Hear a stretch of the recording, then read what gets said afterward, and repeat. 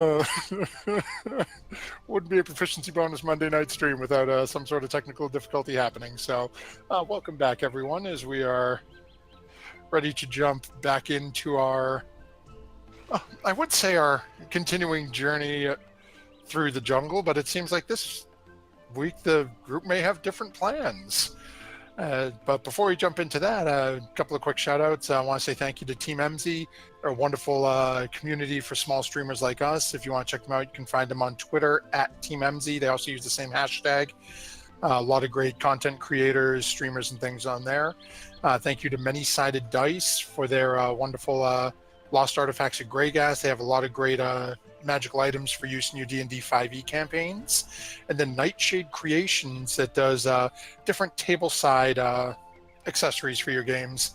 Like our buddy JJ on Friday nights has one of their like collapsible folding dice towers that he got through their Kickstarter that he was bragging to us all about last week.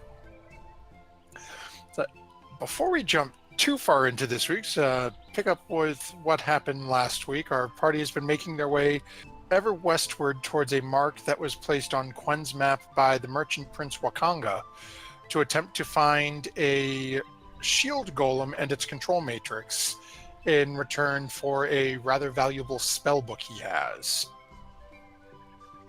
As a result of this, the party's been moving through and has had some minor run-ins with local vegetation, planted a couple of beans from their lovely little bag of beans. Remember both Quen and Melik having some fun with some 9-foot stone statues, calling them all manner of heinous villains, and seemed Melik enjoyed it a little more than Quen did. And then we have, since then, they have now planted another bean on the western shore of the Shoshunstar River and managed to grow a pyramid from the shore and blocking a good portion of the river.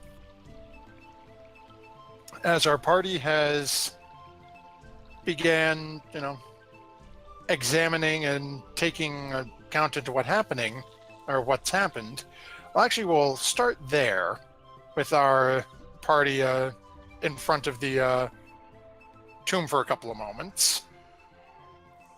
And guys, you are sitting there, and actually, I apologize because I did not think to do this. Let me just see here. We're going to grab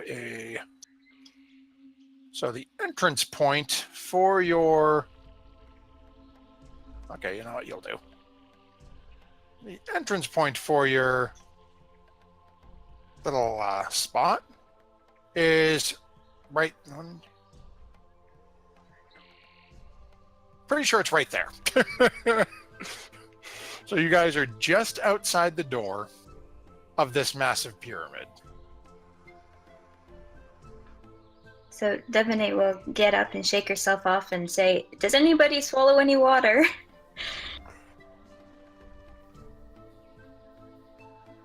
Anybody else? I'm No good, throat I'm leeches? good. What?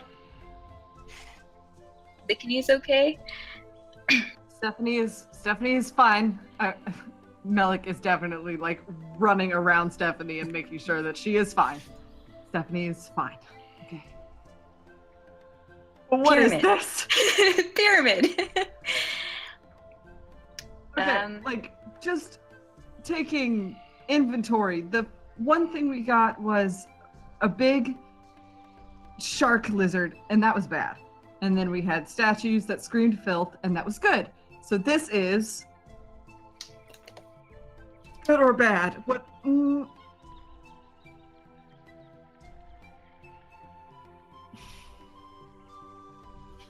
Yeah, I Possible? can't say either way, really. Okay, because I will say that, again, taking inventory, the place with the jug had a door, and that was bad. And then the place with the snake lady had a door eventually, and that was good. And this is got a door and is... Well, I will say it does not have an actual door. It's just an opening. I have stuck a the door door. there just to give you an entrance point. Sorry. This doesn't. There's no door. It's gotta be bad.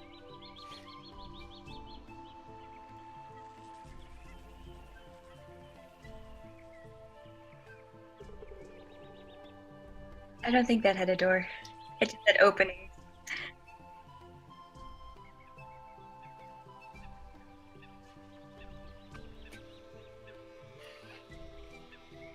Well, she ain't here no more, so that's good. Well,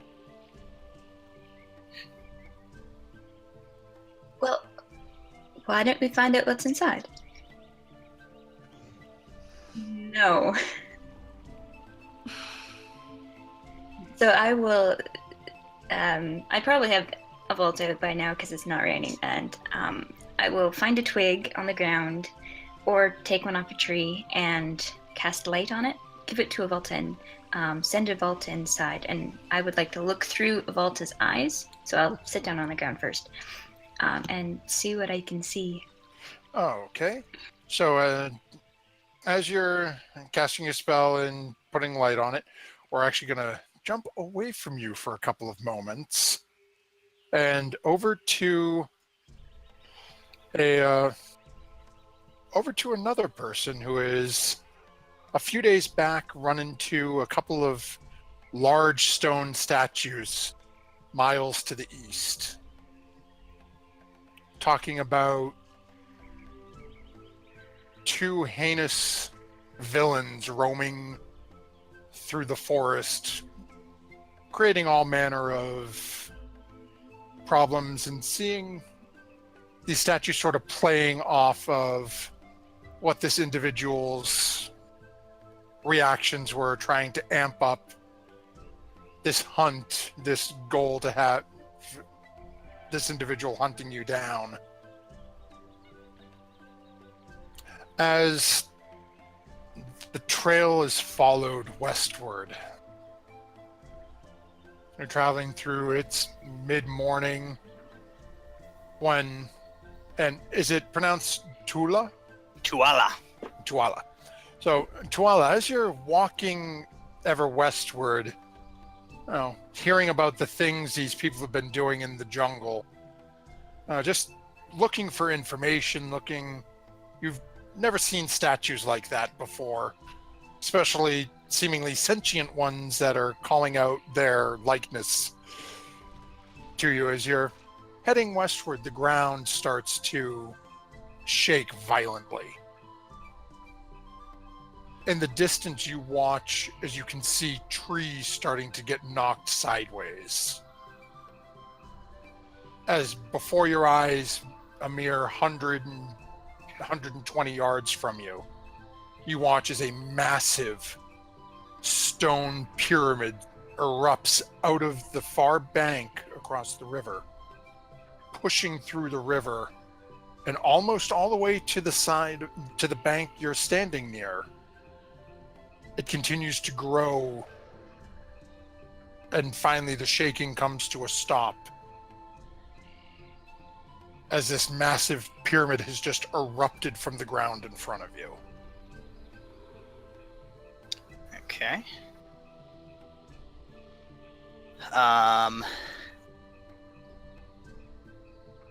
So I, for a moment, as this thing emerges up, I just sort of stand very still in the trees and just watch it grow, and then just very quietly to myself, just and begin a steady trudge directly towards the structure. Okay, so as you're coming up, as you get near that one side, there doesn't seem to be any sort of an entrance on the side you're approaching on. Okay. Presuming that there is a clear path, I would basically just kind of walk around at the base of this thing, looking for some sort of entrance or some sort of other.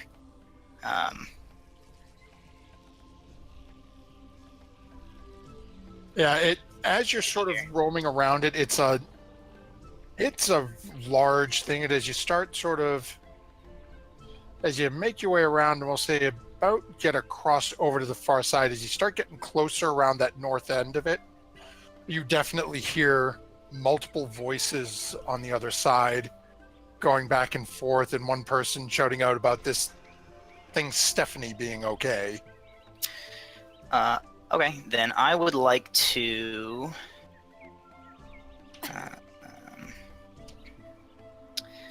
I will cast Pass Without a Trace on myself. As my... Where are you here? Merge with Stone ability. Gives me the access to that. If I can get it to post here. And I will attempt to quietly and unseen, maybe move, if I have access, maybe move into the trees a little ways. And kind of circle around in the direction of the voices to see what I can see. Yeah, so go ahead and make a stealth check for me. Okay.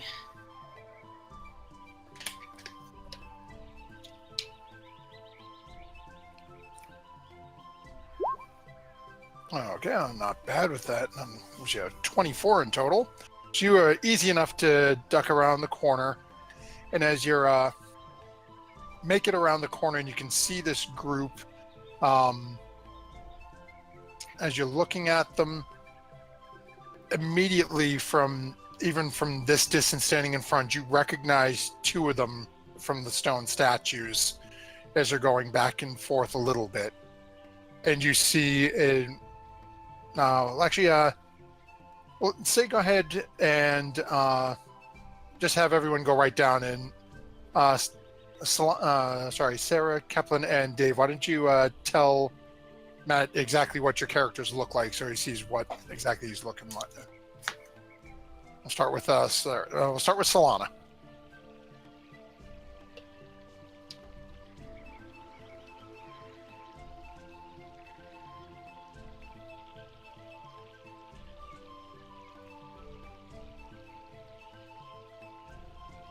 Okay.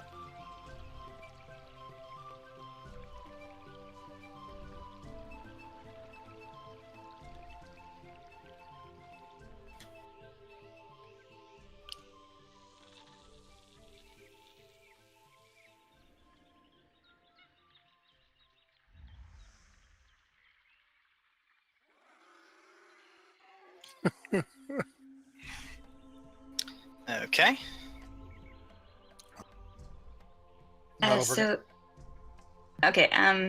Devaney, well, she's a female high elf. She has long blonde hair. She's dressed in fine clothing, which aren't any longer very good. Well, they're not very clean anymore, but they were at one point very expensive. You can see multiple weapons on her. And at the moment, she would be sitting on the ground facing the entrance, not doing anything, as it would seem. She likes to take care of other people, and she always takes the last watch. Okay. All right, and now we got Melik. Melik's a male tiefling. He's got kind of a rusty red kind of skin color. He's got a hat on, like a pirate's hat. It looks great, and it's leather, and it looks like Captain Barbossa from the first movie. On his back, he's got a violin strapped onto it in a case. Rather, he's got two of them, and they're crisscrossed. Crossbow strapped onto his leg. He's got kind of one of those floofy pirate shirts on with the leather vest and a leather kind of layered skirt thing. And some sick boots. He's a little bit of a drama queen. What'd you say, Sarah? Oh, yeah, the clogs are in his bag. He's a bit of a drama queen. Loves Stephanie, the boat. And he's got thick, short black hair that's kind of wavy and curly. Kind of makes a cute little cupcake-looking shape on his head. And I think that's about it. You can see the tufts at the bottom. Yep, that's our Stephanie. Summed up version of Stephanie, who is knocked asunder but is in okay shape, right next to the pyramid. Stephanie the boat. Alrighty. And we will leave Quen for when Quen arrives. Quen is a Eladrin elf, though. Very young to look at. Male. Sort of. And again, assuming that Quen was able to be here. Actually, I haven't heard, so I'm not sure if Quen's just running behind or if isn't able to make it tonight. Very, I guess I'll say, of fluid emotion. Tends to run hot and cold depending on given day. And that's what you see as you've made your way sort of around the corner and see this group of people. And which two are the ones, the likenesses of which the statues that I encountered? Melik, the tiefling, and Okay. Quen, the Eladrin elf. Okay. Then, after going through all the trouble of quietly approaching through the jungles, a skilled and silent hunter, I immediately completely throw that out the window, seeing these two individuals whom I have been chasing, and just from my place within the trees, just straight upright, no attempt to be quiet in any shape or form, and just come like stomping out of the trees, essentially into the open enough where they would be, I don't know however far I am from them, kind of clear space between us, and just draw my my large bone pole arm and kind of just point it at them accusingly, and he just says, "You." Oh, hell no! What the hell is this? Melik has definitely jumped about 6 feet in the air at this point, first being scared, and then it's gonna start cussing expletives. What? Okay.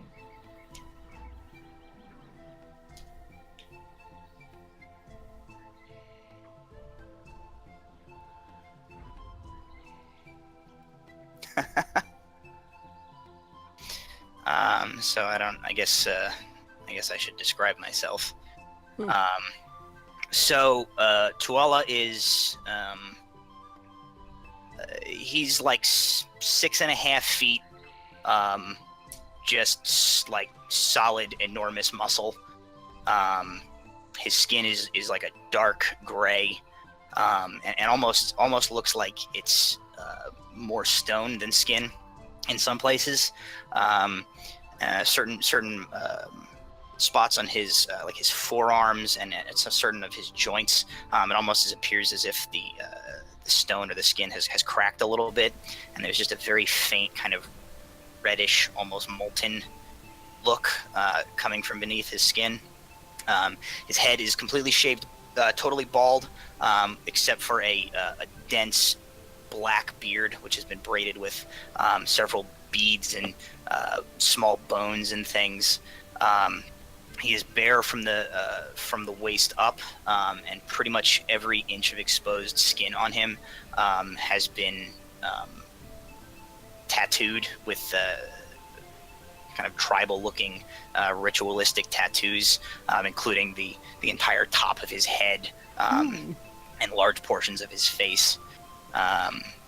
He wears kind of rough-hewn animal hide boots and pants, and kind of a hide belt around his waist, and carries a very large, basically like a polearm or a spear, that is seems to be wood and leather wrapped haft, and the head of it looks like it was carved from an enormous, almost like an enormous jawbone of some sort of a creature, and filed to a point. And so I step out of the shadows of the jungle, and specifically looking at the tiefling and the Eladrin.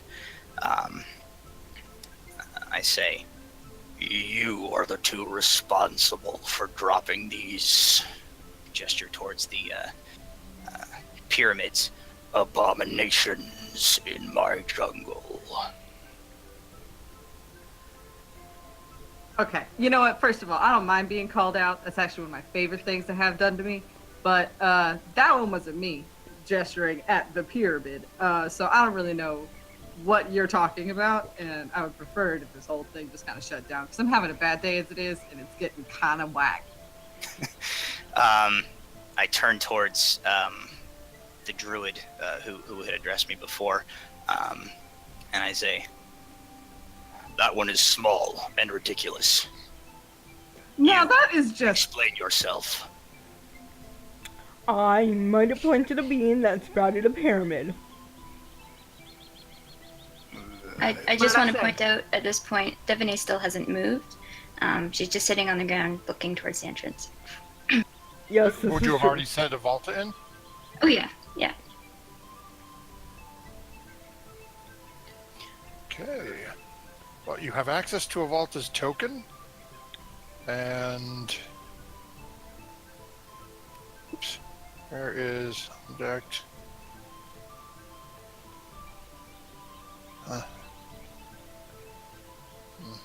It is open for you. Okay. As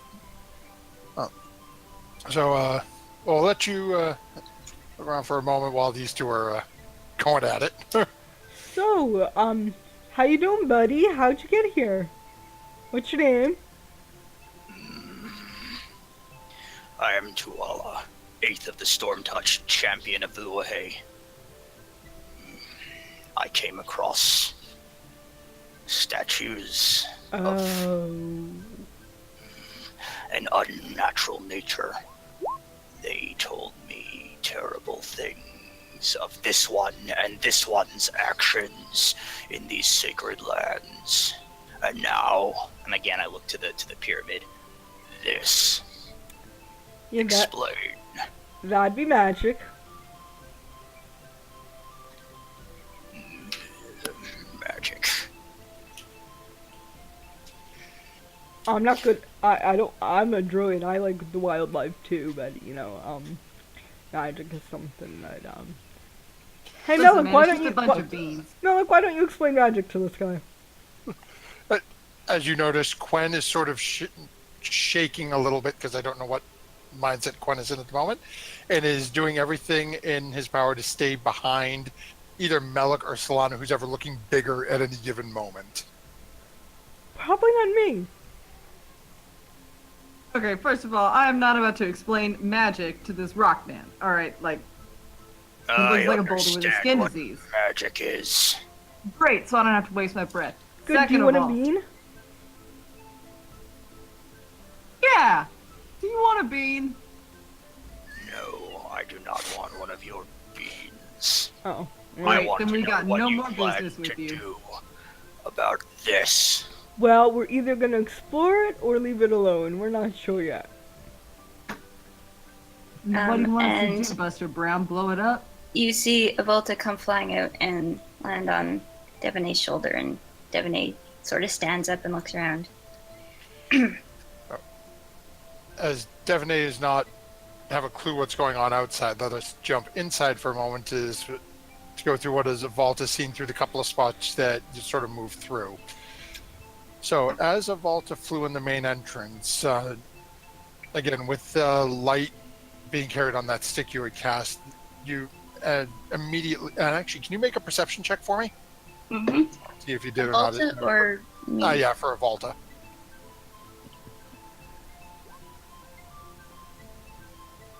So first thing you notice right away as you're going in is the ground is covered in a very thick layer of dust. You don't see any footprints present. As a vault is flying around into that first room that you saw, you can see there's two opened exits, one on either side, and what appeared to be a secret door across the way. As a vault is flying and so you go down the left-hand entranceway and turns a couple of corners, it's actually a path leading upwards towards what appears to be a floor above. And would have a vaulter gone up to all the way to the second floor or no? If I have range, yeah. Let's see. And what's your range? 100 feet? I believe so. Okay, so we'll say it's like 45, come back a little. Yes, that still would have been within range. Would have been getting close to being out of range, but within. Flying up to the second floor, I've also noticed one rather large scorpion and a couple of statues before turning around and heading back down before said beastie could really do anything. What did the statues look like? And how big were they? The statues were standing approximately 6.5, 7 feet tall. Appeared to look similar to almost like a suit of ceremonial armor. The headpiece of the statue, though, was shaped in the form of a black jackal mask. The other thing that you noticed a little bit as you were moving around is there are points that it felt like the shadows were deeper than others, even with the light spell.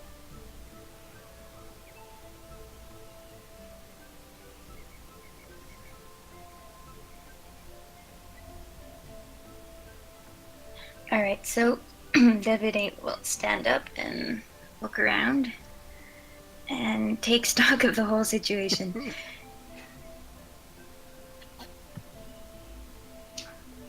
Devaney's back. Okay, Devaney, could you get this? I don't know. Make this thing go away, please.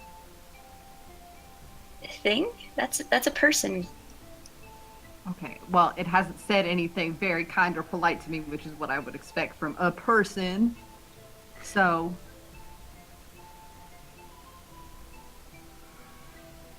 I'll move a little closer to everybody. And you see Devaney standing up, and she looks quite strong herself. She's not a thin wafer of a high elf. She's, filled out and looks like she could use the implements that are, she has a short sword, and you can see another scimitar and a couple hand axes. She looks like she could use them. Okay. So I'll kind of turn to her and give her a sort of a appraising kind of glance. One warrior taking in the measure of another for a moment, before giving sort of a nod that would seem to indicate that of the individuals that I've interacted with so far, I like the cut of your jib the best. Where's TV? Should he be here? Yeah, he's probably here, but he can't really say much. Oh. Wait, you said who? Dragon bait.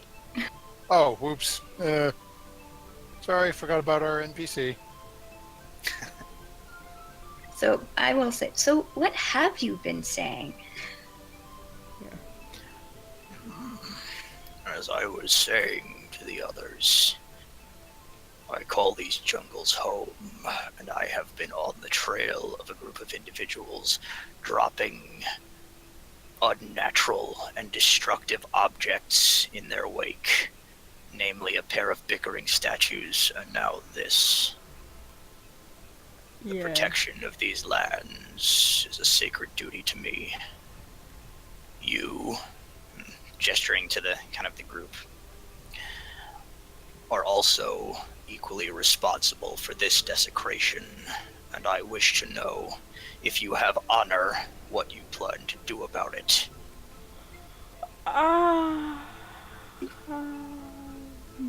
want all of you to go ahead and make a perception check for me. Okay.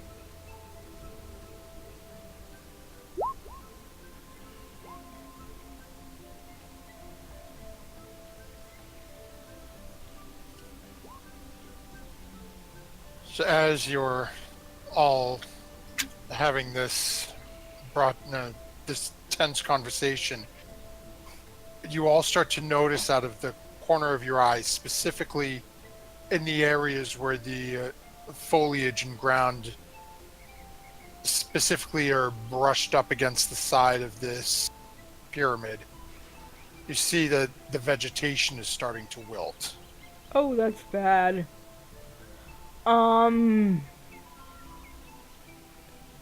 it's like just like a low like the like the kind of magma-y portions of his skin like flare a little bit. Okay, I see what you mean. I can enrich the land for 8 hours. Over 8. Oh, if I cast the spell over 8 hours. I'm not doing that. Never mind. Okay. But I could if that would appease people, maybe, if I could be talked into it. Would that help?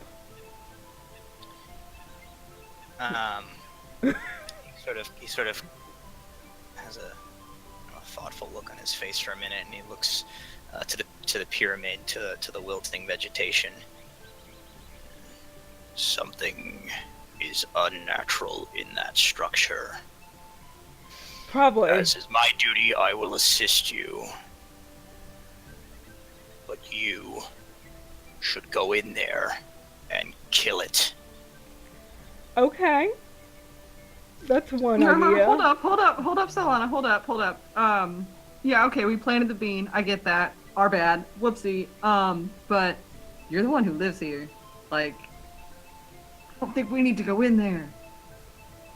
Well, If it's that bad? we're kind of like camping in his forest if it's his.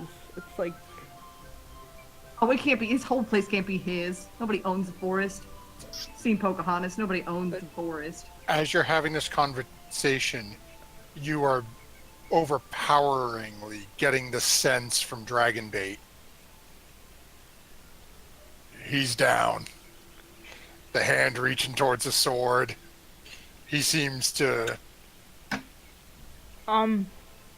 He's down to get in there, or he's down to fight. to do... Oh no, he wants in. Okay, let's go Come in. on. What is Dragonbait? Sorry.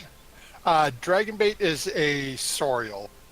He was traveling with another companion of the groups a while back who unfortunately got Pummeled. turned to jelly by some frost giants. And We just as the party him. has run into once or twice before with Dragonbait, he is more than happy to throw himself into just about anything.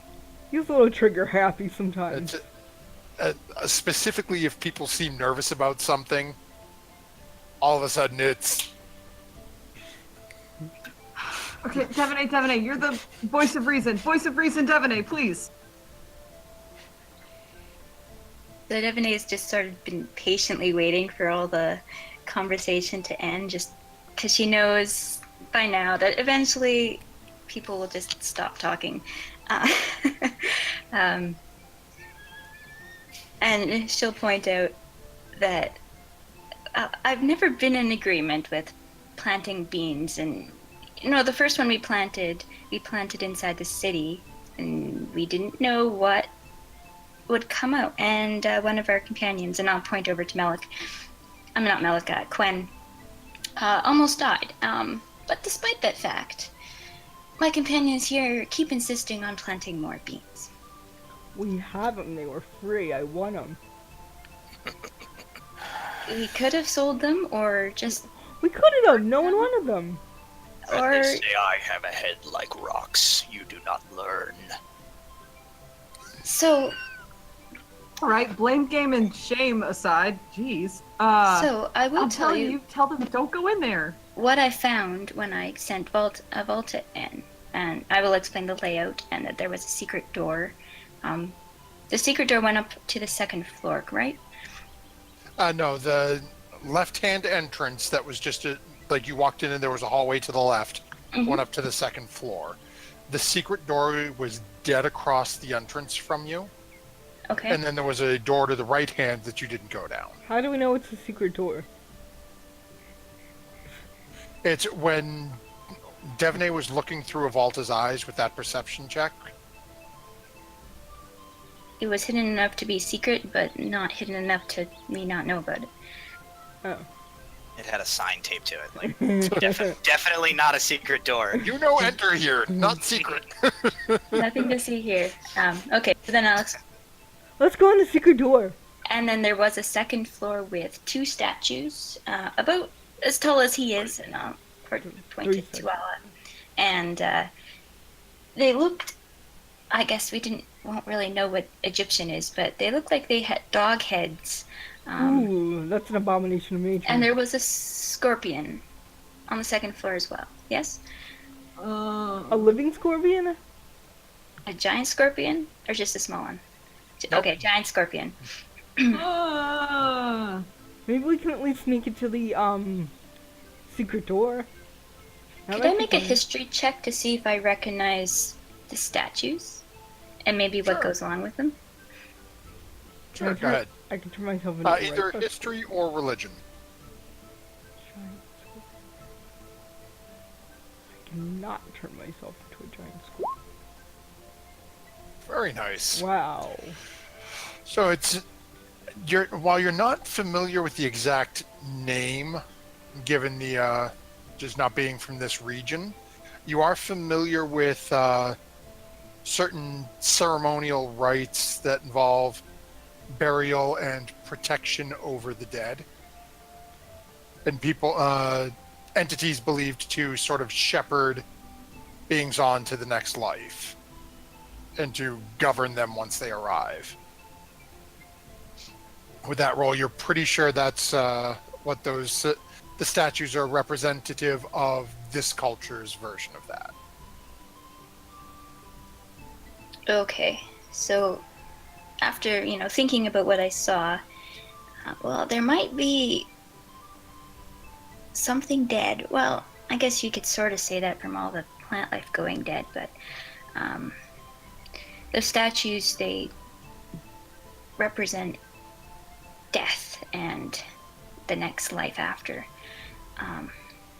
And knowing that once you die here, now with the death curse not coming back, I gotta be careful, I guess.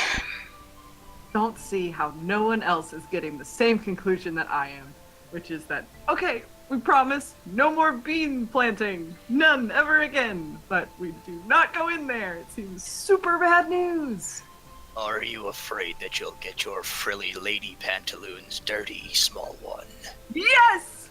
Yes, absolutely! I would hate that! And more likely, I would hate that I would die forever! So I don't get it! Lana's a little torn.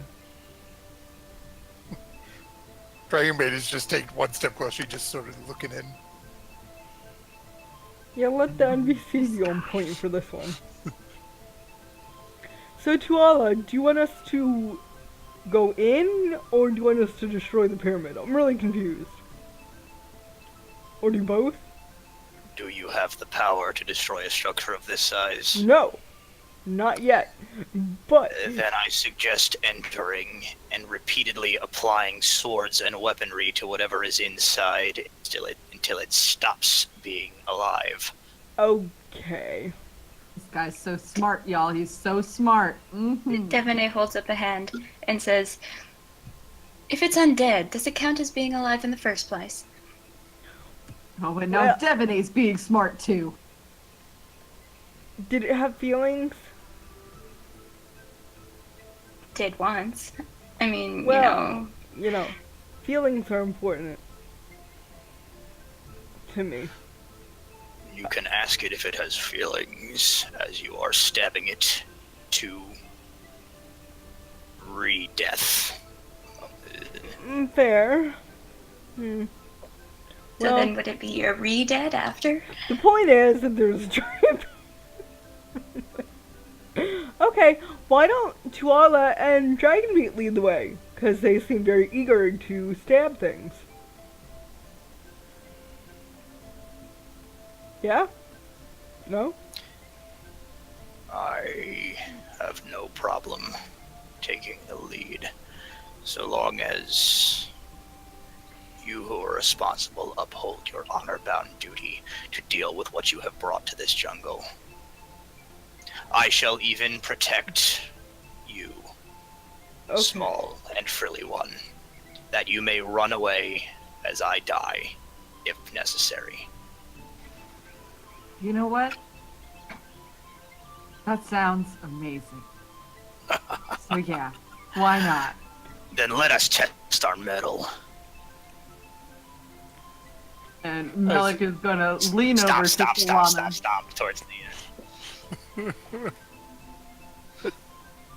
As everyone seems to be in agreement, all of a sudden a quick as Dragonbait strikes his flint and ignites a torch. I will cast light again on a rock and toss it in Tuala's direction.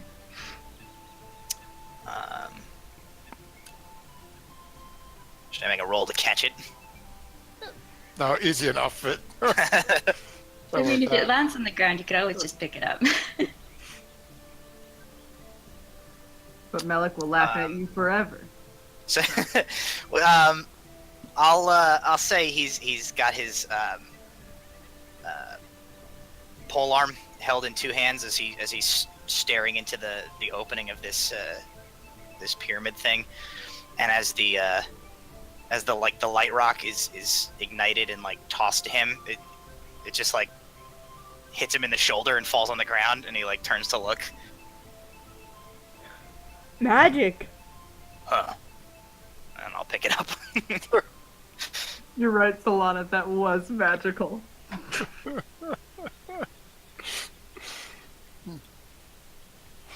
And it is now yours as a group of you start to enter. He'll follow Dragonbait. How about Oh, hey, look at that. this? Changed. Okay, so what we'll do is you guys all start to walk in. Give me a second. Both Tuala and Dragonbait are going to notice this first, as the shadows in the corner on either side of you.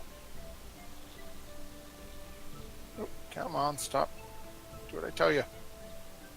Police system. Start to shrink back away from the light. That's good. They both turn towards the two of you. Oh, that's bad. And with that, I need everyone to go ahead, click on their token and roll some initiative for me.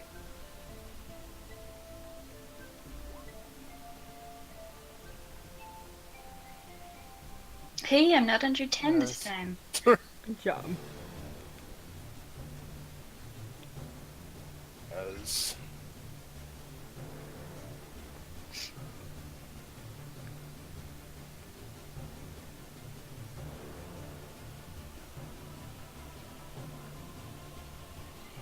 come on, you silly thing.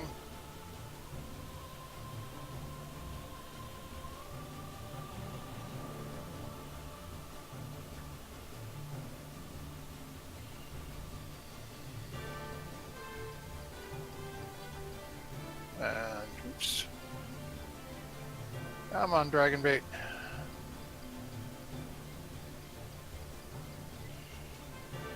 Oh, nuts. He's the one with the poly weapon. Crap. Okay. So that brings us to start with Tuala. Okay. So what are these? Are like shadowy looking At jabbies? this point, it looks, as you guys have stepped in and the light is more illuminating the room, you see the shadow immediately pulls back a little more into the corner. And then, almost as if the shadow is just sort of turned to face you. Okay. I will take a step forward here, towards this guy, and I will go ahead and take a couple of jabs at it with my glaive. Okay.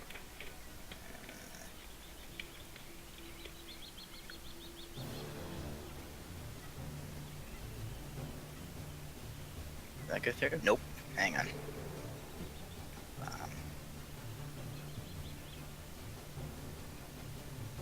Oh. My bad. Yeah, So that's first one. one will definitely hit. Okay, and that's the second hit. Let's go ahead and roll some damage. Do you want me to? I have the pull-on master. I can, as a bonus action, I can hit it with the back end of the glaive. You want me to roll that now as well?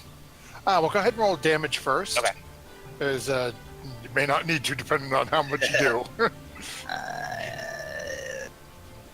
Wow. Hang on a second. Oh, just click glaive in the chat. Sorry. Right. There's 1 damage. There is the second damage. Yeah, so no purpose at all in all that third one. As you come through and slash into it twice, it just pulls back and sort of evaporates back into the I'd call it the shadow on the wall, but at this point you've turned the corner more and there's really nowhere for it to go. Okay. And is that anything else you're doing? You got some movement left? No, I'll actually. Yeah, I'll take a step back to where I kind of started from, and kind of aim the glaive up over his shoulder in a kind of defensive stance, preparing to use that polearm master feat, where if one of these things like enters his threat range, he can jab at it, kind of defend dragon bait in front of him there. Okay, so Malik, you just watched this strange individual turn the corner, take a couple of swipes, and take a step back. What you doing? Did we lose? Um, Oh, okay. Malik is not gonna do much. He's gonna just kind of lean forward and whisper to Dragonbait's ear that you got this, and he's gonna hang back. So he'll give him a bardic inspiration die, but that's about it. Okay. And with that, we have another. Let's see here. Oh yeah, they got 40 feet. That's plenty. We have somebody Okay. making their way down around the corner here. Back. Is actually going to come up. So as this person is approaching, you're going to be able to go ahead and take that shot. Okay. Because it is entering range. Is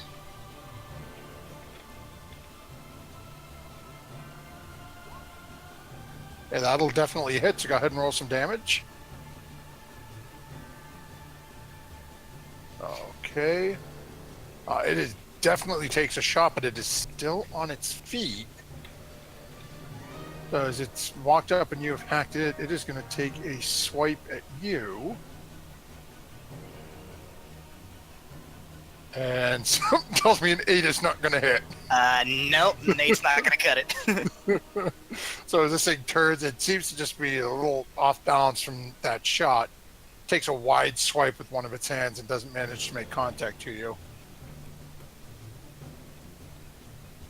And that'll bring us over to Devonay, who is still hanging out back with... oops, I forgot to roll for Quen, but oh well. Devonay brings us up to you. So I will move closer to the entrance, and knowing that there's something going on, but not exactly sure what, I'm just going to stay put, but I will send a Volta in to use the help action on the one that I can see at the moment, which is right by 12. Okay. What is the help action exactly? Does that just give advantage? Yep. Okay. Well, depending on how you're playing it, like Michael does occasionally, when we were dealing with the giants, a small thing flying in its face will give disadvantage on an attack rather than... Gotcha. Because it's... Giant's not going to pay any mind to a little hawk buzzing around it. Okay. But at the same point with this thing, it's, you know, it's a 5 foot tall or 6 foot tall creature. the hawk's a decent size, it can be enough of an annoyance. Okay, so we've now got a Volta buzzing around, taking the help action for the one that can see. That brings us to you, Solana, who you can currently sort of get a line of sight on both of these two. And now you can see a Volta flying in on the other side and sort of buzzing around this creature's head in front of you. Because they're not plants, and I can speak to them. Is there any way I can, like, take a shot at one of them? Like, with my bow, or are they too close? Like, if I moved out of the No, you could take a shot. They're going to have a little bit of cover, though, because you're sort of shooting between two massive slabs. Yeah. I mean, you could definitely try, but... Okay, I'll try. I will... Which one are you shooting at? I'm gonna shoot at the one right in front of me. Okay, so the one on the other side of Tuala? Yeah. Okay, go ahead and make a roll. Yay! Yeah, that'll hit. Even if I gave them 3/4, that would hit. Yeah. So, and once more, as you have fired your shot into this one, and much the same as the arrow pierces into it, it almost looks like it turns into a vapor and just sort of disappears. That was scary. And just staying where you are. Anything Yep. else you're doing? You've got Nope. movement bonus. Okay. So that brings us to this one that is right next to Dragon Bait. So this is just going to take a swipe at Dragon Bait. Oh, wow. Ugh. Well, if that was anyone's take it Okay. then. So, let's see here.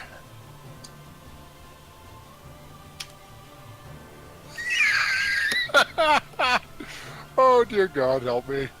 Okay. Oh my god, it's reduced by 1d4? Yep. Oh, stat damage. And I rolled a 4. Oh my god. Not Dragon Bait, he's like our tanky dude. You should take a short rest. Huh. Saying. Let's see where we are. That's not good. Okay, give me a second. I gotta jot that down so I don't forget. Now let's give a stat Okay. boosty thing. Okay, so that takes care of its turn, Come on, Dragon Bait! and that will bring us to Dragon Bait, Got Bardic who is now Inspiration. going to haul off and take a swipe at it.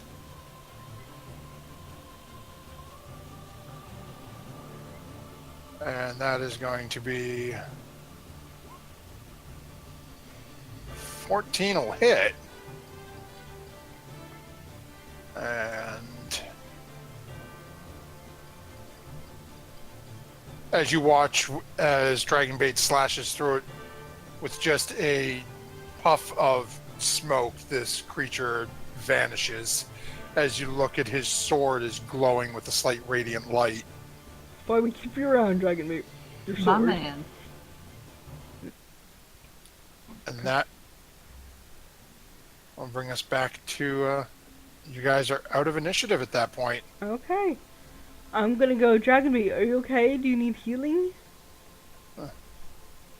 Dragon Bait looks at you and sort of like I'm breathing a little heavy, but not too bad. Other than that, it Seem okay? doesn't just sort of nods. And Okay, I will heal him. then we'll move. We've got Oh, health potions in the bag if you want to just use that. okay. Well, we could take a short rest and I could get a spell slot back, too. It's, I hate to you be could meta definitely right now, but you can Oh, yeah, definitely that's take true. a short rest if you'd like to. Okay, that... Yeah, no, his eyebrows are doing that thing. Yeah, exactly. Let me place myself here. Oh, you're in And, the bad guy's lair? Yeah, take a nap. Yeah. Yeah, we did that last time with that whole tower thing of, yeah. Crazy Yeah, bird and then your guy people. nearly got dropped 500 feet. I didn't mind that. Okay. As you guys have moved in. I actually rescued her. So, let's see. Okay, so can we all perceive this door? Since Yeah, so where you are looking at, the secret door is right here. As you guys are looking, and again, as you're looking around, even with those shadowy creatures moving, you still see that there are no footprints in the dust that's on the ground. As you're looking at the different walls, they're all what appear to be a light beige sort of, almost look to be something like a sandstone or a limestone. And directly across from Melik, right on this wall, you guys can see what appears to be just another panel of the stonework. But as you're looking at it, you can see almost clearly a border line running around it, almost as if it's a door frame. we learned our lesson to check for traps from that other temple thing. Devanate, check for okay. traps. I'm at Hold the it, back, real and I'll shout. I'll shout back. I'm not the best person for that. Oh, fine. I'll check for. Melo, check for traps. I'll check for traps. Also, can we definitely make it canon that we got into the bag of Fabio and gave Dragonbait that potion? If you'd like to. Yes. Yeah. Okay. So what sort of potion was it you guys got? It was a regular one, right? Yeah. They're just regular health potions, like, Okay. Let's, what is that? 2d4 plus 4, I believe? sure. Let's see.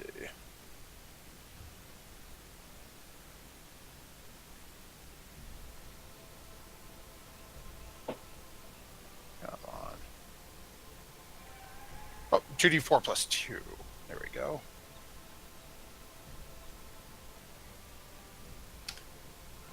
Hey, there you go. Yeah, not bad. Okay, and then Malik, if you are checking for traps, go ahead and roll an investigation check for me.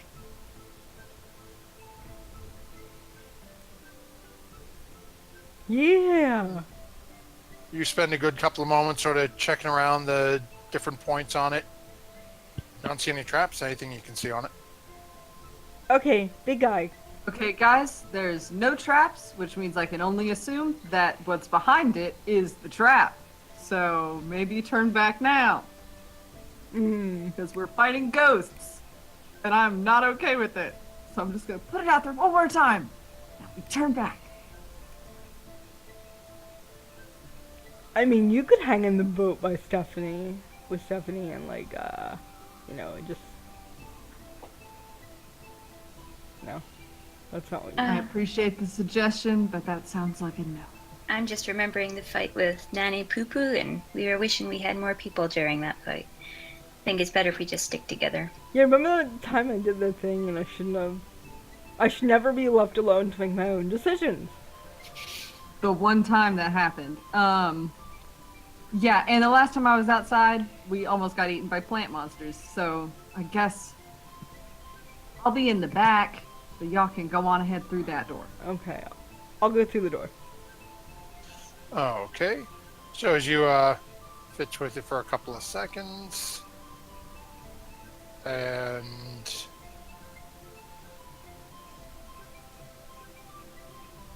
the door opens up, you can see about 10, 12 feet in front of you. Okay. A little small pile, seems to be varying numbers of different metallic coins, Ooh, see shinies. and a ceramic vase. We already have a vase, guys. Do you want another vase? Quinn, is this vase magical? So as Quinn will take a couple of steps forward, then realize doesn't need to get that close, takes a couple of steps back, Oh, I can dispel magic. I can't detect it. takes a couple of moments and casts detect magic on it, and it gives you a somewhat uncertain nod as Quen is definitely picking up some sort of magical characteristic from it. Okay, hold up, guys. Like I said, the trap's probably in here too, so let me take another look at this. And I would like to investigate the pile of things. I need you to make a dexterity save for me.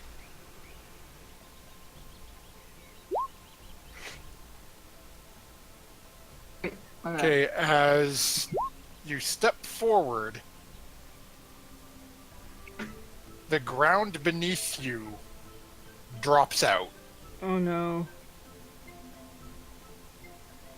as Solana, as you watch, the floor hinges as Malik steps forward. And on that first step in, the floor drops out and swings towards the pile of gold. Malik, as you fall, I knew it! you take 3 points of damage as you fall about 10 feet, landing in a pit. And Solana, as you watch, the floor snaps back up and you hear a click. Oh, Lord! Lord! Mel's in a pit and the floor is back. I don't know what to do, guys. I'll Well, step better up get me behind out of here! the druid and just kind of look at the floor where he disappeared. And be like, oh. Put your pole on there and I'll try to throw a rope down. What is the floor made of?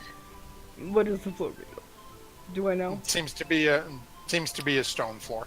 So, Okay, so then I will, at Solana's request, I guess I'll kind of scoot up over. Can I try and, either with my pole arm or my foot, like,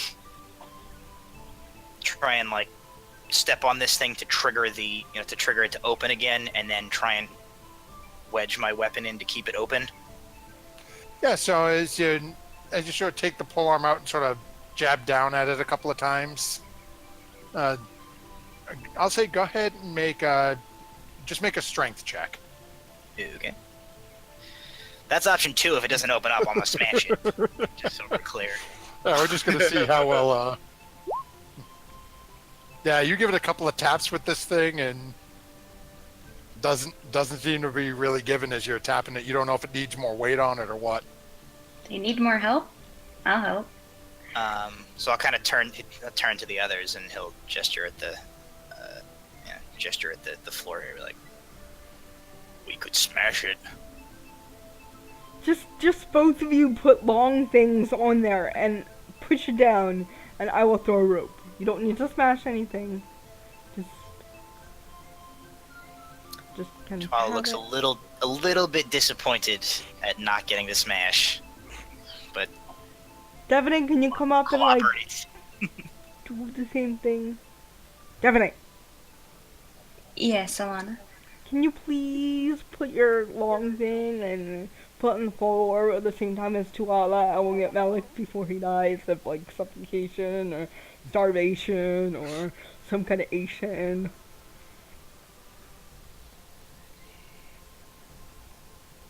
I mean, I could try. And Okay. I'll dig out my adamantine short sword and try to either wedge or start smashing with that. Oh, okay. So I'll say if whichever one of you wants, you can go ahead and make a strength check with advantage as you two are working together. I rolled the last one, so why don't you go ahead? All right.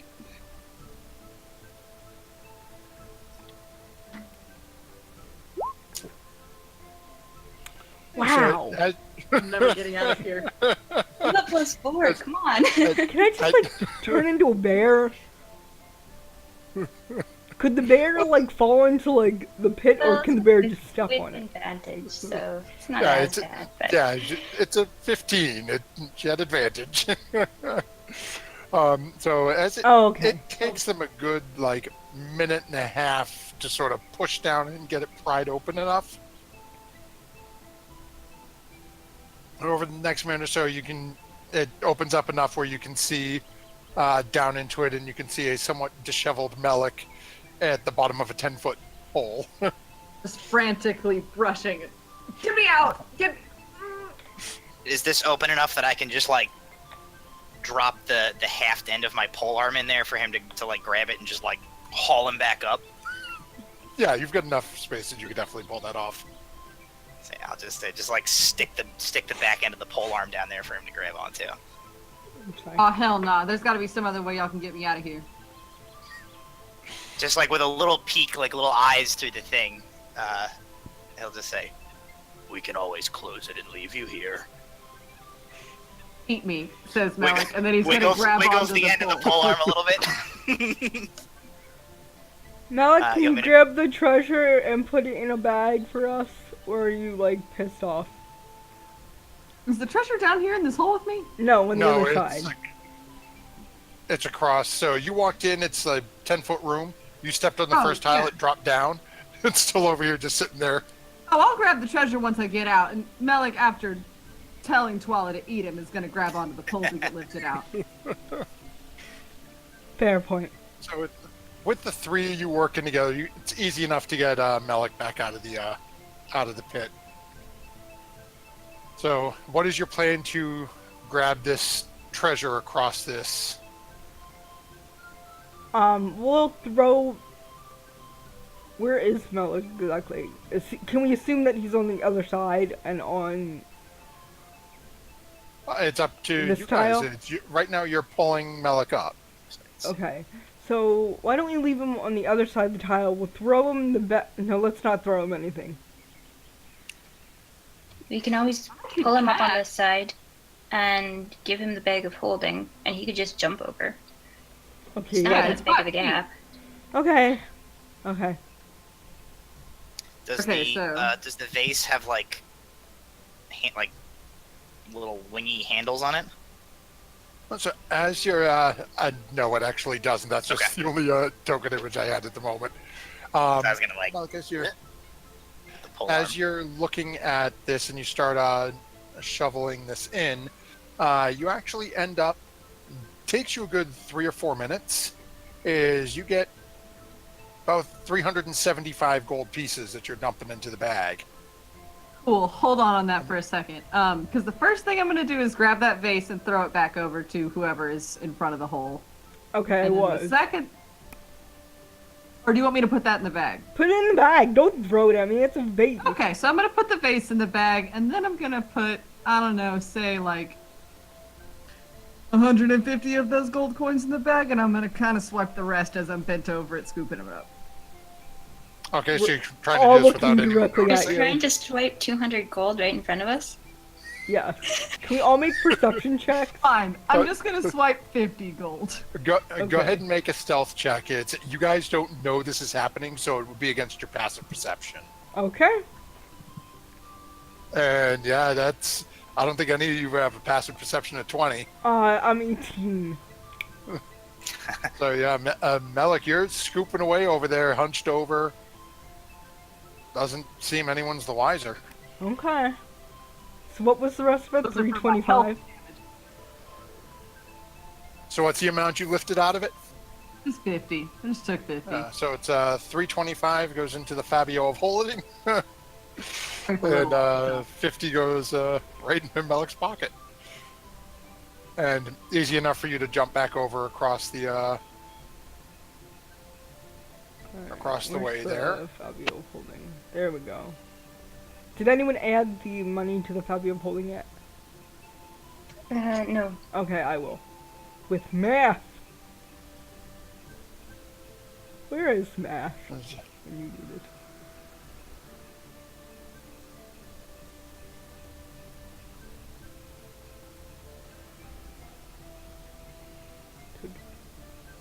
So you now have one small ceramic vase or jar and a bunch of gold. That can't be right. Damn it. We have 1183. There we go. you guys have two paths open to you. A door to the left and a door to the right. Avalta and Devanay know what's on the one to the left. Though the second floor is down the left one, but I don't know what's down the right one.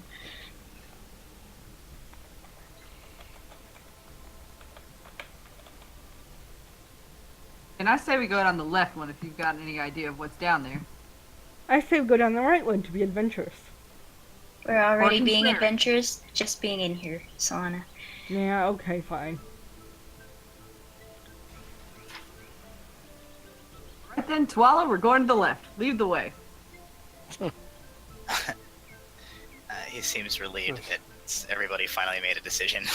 Just to- Dragonbait is just off to the races. starts- Okay. starts fine. So you guys are just letting Dragonbait and Twala run rampant? Yeah. They're going first. Okay. So, Twala, as you are following behind Dragonbait, Yeah, if he's running, I'm just kind of like, I'm moving it like a clomp. yeah, he's not full sprinting, but he's moving pretty Okay. quick. And as you're It's like- coming up behind him and Melik behind you, you and Melik both hear a click. We should check this place for traps more. As all of a sudden, I have to make a couple of rolls here. Okay. Miss. Okay, let me check what's his. That one gets me. Oh, they're all coming straight at him as he's in front. Oh, I see. Just due to. Wait, this one is. I just can't remember his. Oh wait, I have it on his token. And that will actually. One of those will hit him. So let me grab him. As he now has to make a Constitution save. I already lost some strength. Uh, Yeah. Oh, okay, but he is fine with that. So he is going to take 1 point of damage as a dart fired across the from across the hall sticks into him. He just you notice he pulls it out of his shoulder and just throws it down on the ground. And proceeds to continue along the run along following Avalta Look for traps. around the corner. He ain't looking for nothing. I like the reptilian man. Great. He's okay. He had solid stones. That's a pun. As you guys continue to move up, I'm actually going to start stacking you guys over here. So Melik, you'd be following up third? Oh yeah, I'm right behind Twala just in case he screws up. Okay. I'm a little behind Melik. Like 2 squares. Or 1 square. Okay, so that puts you guys back here at the moment. Oh, fine, I'll go up. You can stack me. Okay. I want to be Well, then involved. this is- Yes. Okay, so this is gonna what you put a dragon bait and a little bit of stuff, so I'm just Whatever's shifting it easier. all over. Oh, that's okay. I'm assuming Devanay, are you sending Avalta up? Yeah, Evolt will go up and Devanay will follow as well. Okay.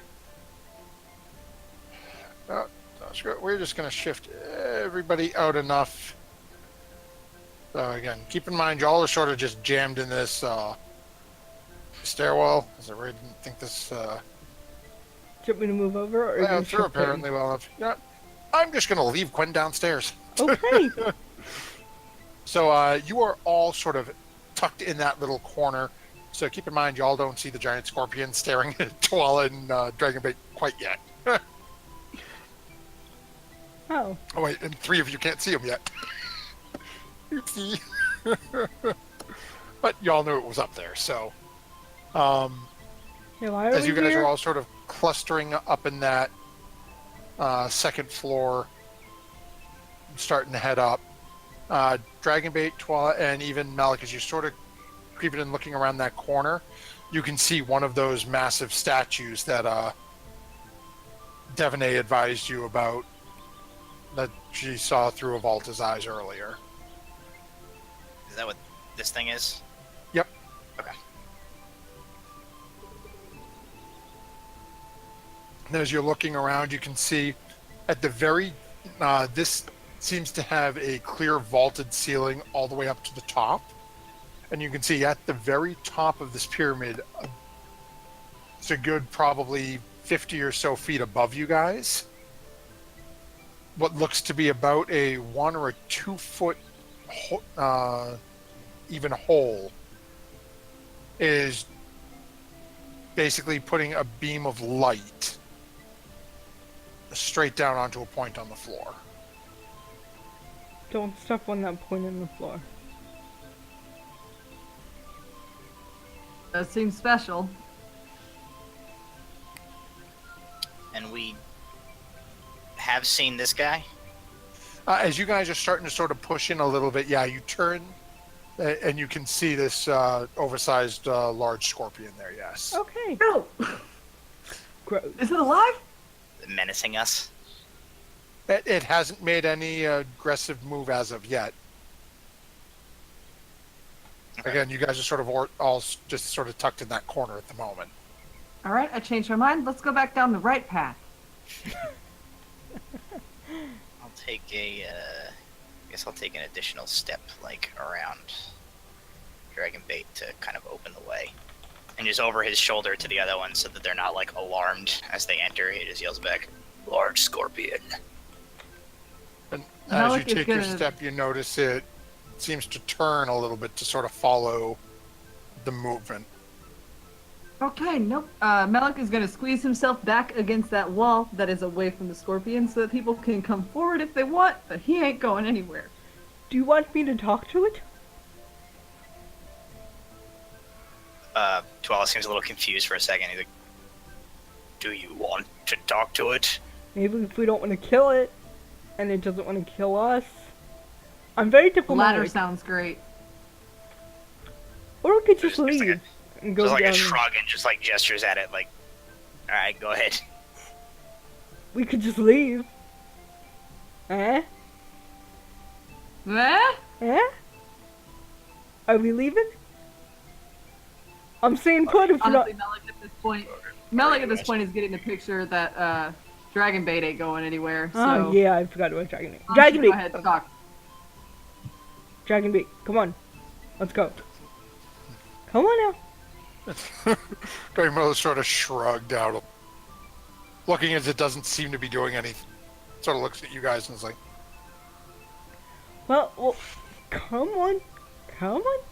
We can go back down the stairs. "Okay, so y'all heading back downstairs?" I ain't touching it. Yeah, this is their mess to clean up, so he will follow their lead. But he's like, okay. as he's going out, he's like, he's got his eyes. He's like, "I'm watching you, buddy." As you guys all make your way, and I'm just dragging the whole group. Oop, I left Avalta. As you guys walk down, Twala, you being the last one out, you watch as the does seem to turn and rotate to follow you out, just sort of skittering on all 6 or 8 legs to turn, Correct. 2 pincers in the hands, snipping back and forth, but doesn't make an overtly aggressive move at you. Oh, I couldn't talk to it. It's too low. Devaney will pipe up and say, because she was the last person, I guess, on the stairs. Nobody wanted to investigate those statues a little bit more? Go for it, Devaney. Not with the big bugs, so no. Oh, alright. Just wondered. Should we? I don't know. I don't care about history.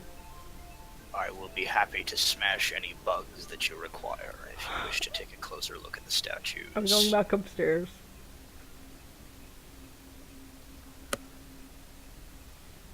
Yeah, let's do it. Okay. Go back upstairs. Just to make Like a things Rocky difficult. Crunch, Twala's like, Yeah. Just to make things difficult for you, Matthew, we're gonna go back upstairs. Back and forth, back and forth. Yeah. Oh, as you find yourselves back on the second floor, running all the way back up. Once more, our friendly Scorpion just seems to be watching at the moment. So I'll, I guess I'll plant myself, like, within, like, pole arm distance of it. And, sort of, like, squares don't make it super possible, but, like, between the Scorpion and the statue, so that if they want to go look at it, they can, like, go behind me and look, and then I can stab if it does anything. Yeah. Melik is gonna do just that. He's gonna come over here, kind of keep it on the wall, and then he'll come investigate this statue. Oh, okay, so Quan will sort of follow up. I'm just sticking Quan in front of you guys. I don't know what Slaw and Devney are doing. Let's go ahead and make an invest. Oh, there we go. So as you're sort of looking at it, it's gives off seems to be a very nice piece of antique armor. It's as you're looking at the again that same headpiece that Devney had mentioned to you, with the elongated snout. It definitely has the headpiece has the semblance of a jackal. It's definitely got a dog for a head, but I don't know. The rest of the armor, as you're looking at it, has full-length metal shin pads, metal pieces over the thighs, shoulder pads coming down the arm, and then just small straps of leather holding it down to forearm pads, and then metal gauntlets. And its hand seems to be holding some sort of a large, what appears to be almost a quarterstaff-esque type weapon. Ooh, No bladed end on it. Oh. Never mind. I don't want it. Okay. Wait, is it shiny? Does that have anything shiny on the quarterstaff?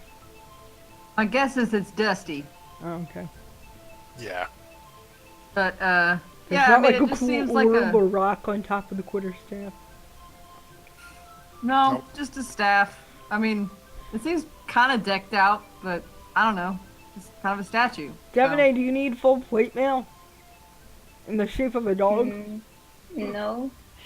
But Devonay will inch past Solana and Quen and investigate this other statue, just to see if she could learn anything different.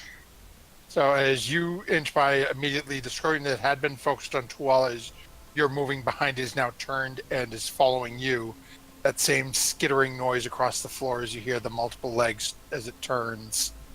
Go ahead and make an investigation check on it.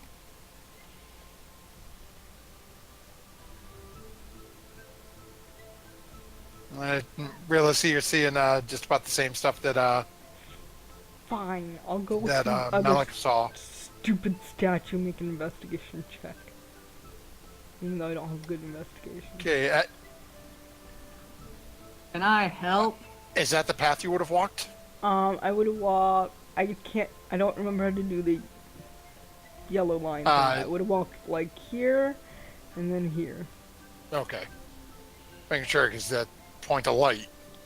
Nope, here, and then here, and then here. So go ahead and make an investigation check. Standing behind Tuala all the way, so... investigation... Nope! Man! These are some lovely dusty statues y'all have found. Okay! Well, let's leave. Scorpion's not killing anyone, you know. Maybe we can get friends with it. Hey, Hank, the Scorpion, we don't want to kill you. I'm not really talking to it, because its intelligence is too low, but, like, I'm just like, hey, let's be cool. Everyone cool? Do I think they're all cool. of do all of the statues have the same like quarterstaff thing that this one did, or is it just that one that has it? No, all three of them, they seem to be identical, all facing into that central point in the room. we have to trigger something, or kill the scorpion, which I don't really want to do because it's kind of just standing there not eating us. And do you have like a rock or something? It's like throw something into that shiny spot. I do have shiny rocks. Can we just assume I've got a collection of rocks by now? Yeah, consider you've been, there have been various points. You do have an egg. No. Not my egg. So yeah, it's easy enough, given your proclivity to pick up random shiny items. Okay, I give Melik a rock. And say, this one's not as shiny, so you can have it. Perfect. And I guess Melik will throw the rock into the shiny square. Oh, okay. So go ahead and make a, just a straight dexterity check. Wow. Not my day. Okay, do me a favor, roll a d6. Oh boy. You're gonna fall again. Oh, we're gonna find out where this is going. Oh.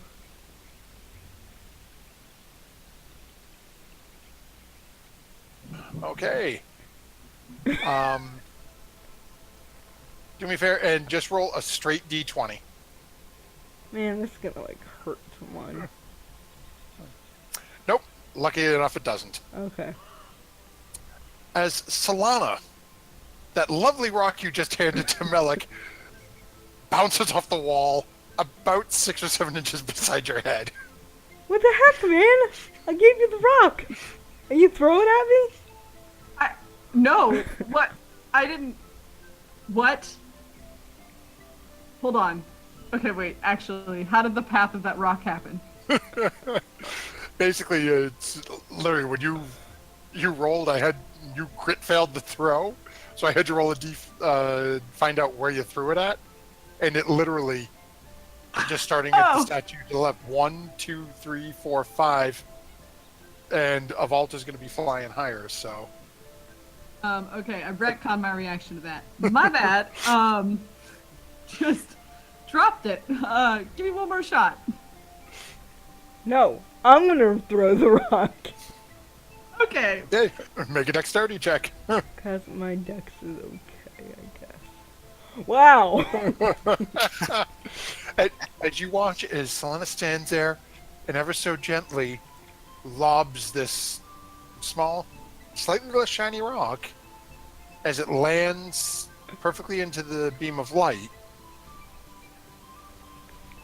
you watch as the tile on the ground where the light had been situated on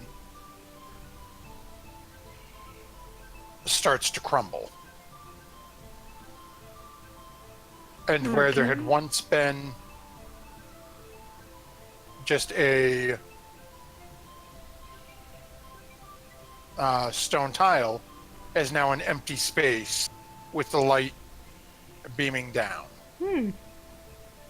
Well, you almost hit me in the head, but I forgive you. But look, we discovered a tile. Missing. And it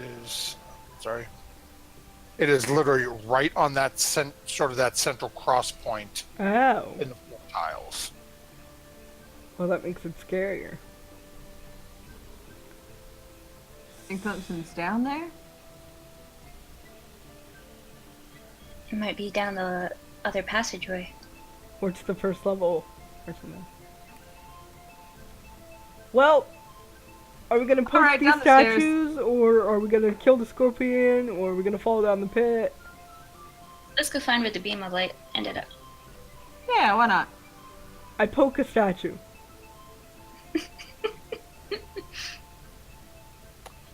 Okay, so so we've got who's already heading down. What's everyone doing as Solana's poking a statue?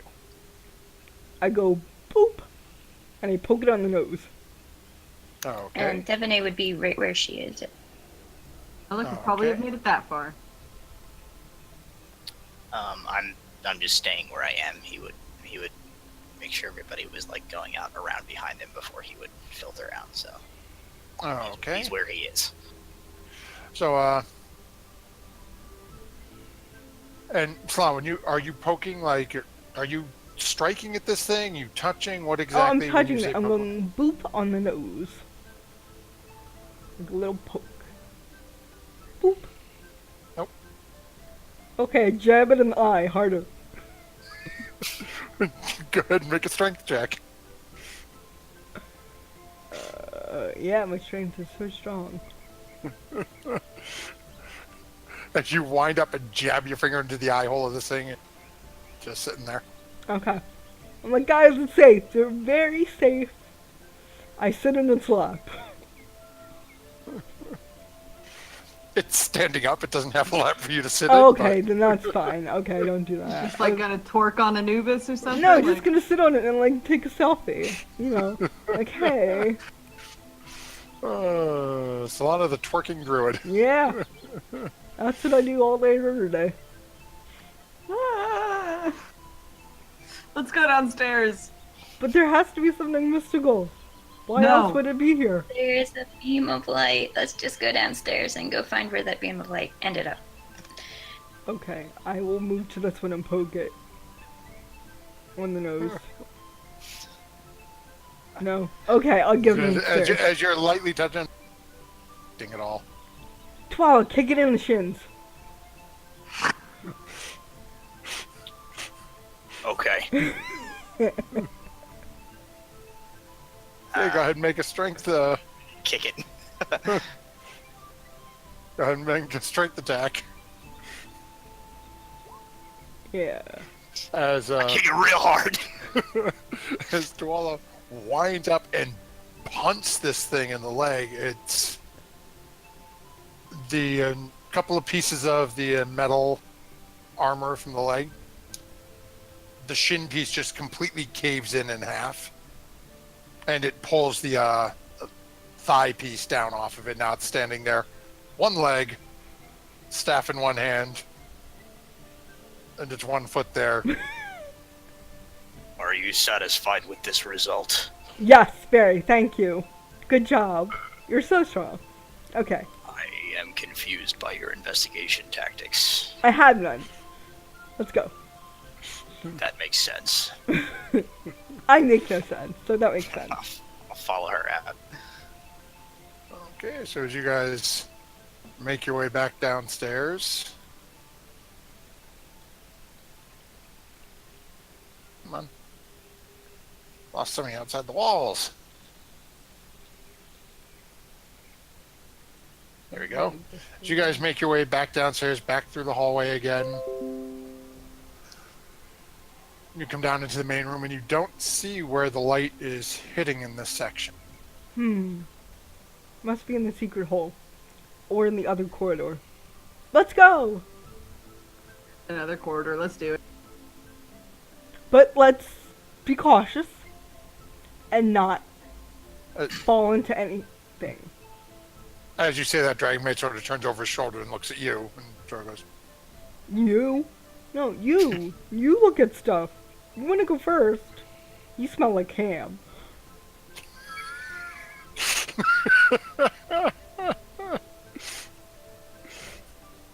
Can I try and the like trapdoor floor tile, fake floor tile? Can I try and rip that off of there? sure, go ahead and make a strength check.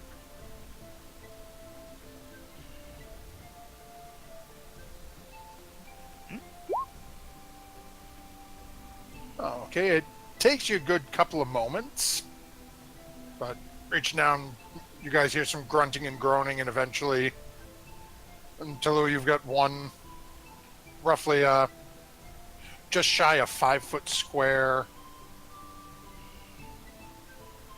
stone tile. It's a lot thinner than you anticipated, which will explain why it was so easy to swing down.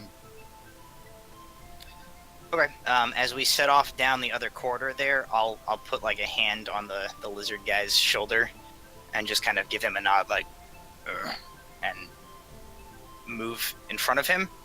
And then as we like start to walk down the path, I'll walk with that piece of tile that I ripped out, just like set in front of me.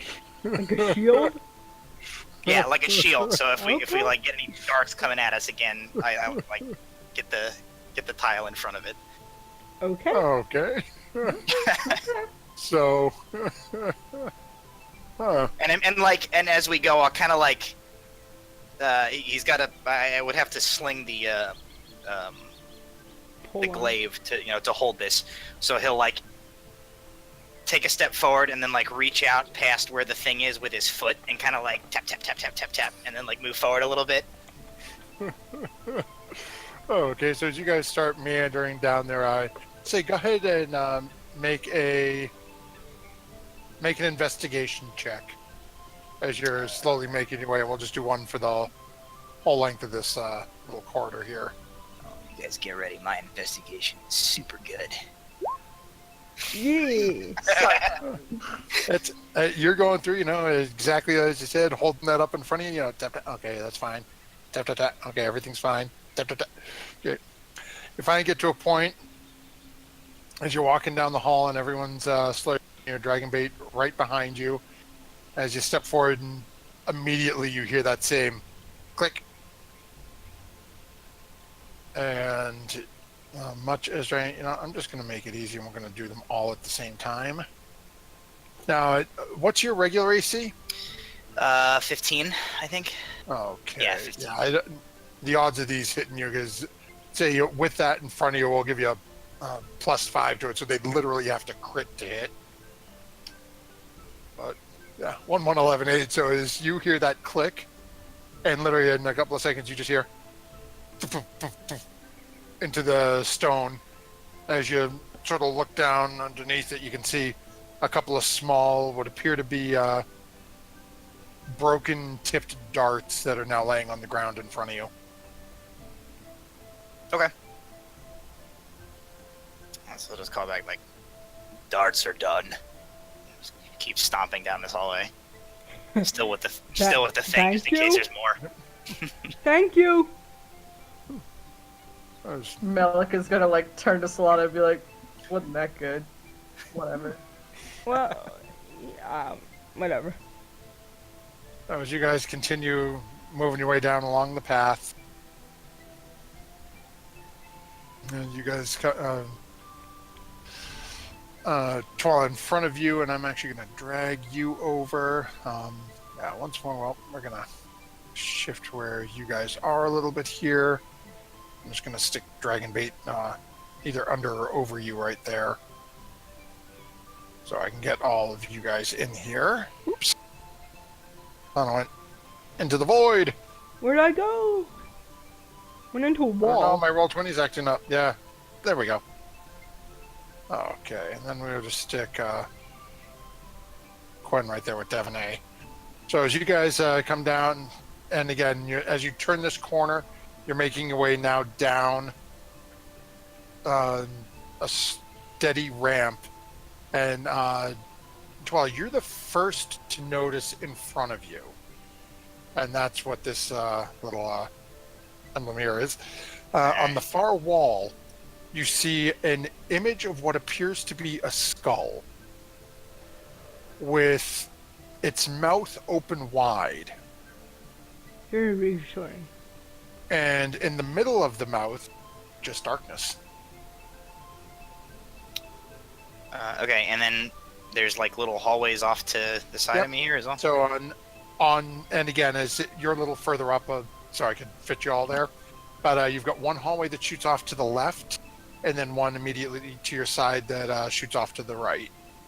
And then from where you're standing, as you get closer to that stone carving on the wall with the dark spot, you can see there's another hallway that branches off to the left up a little ways in front of you.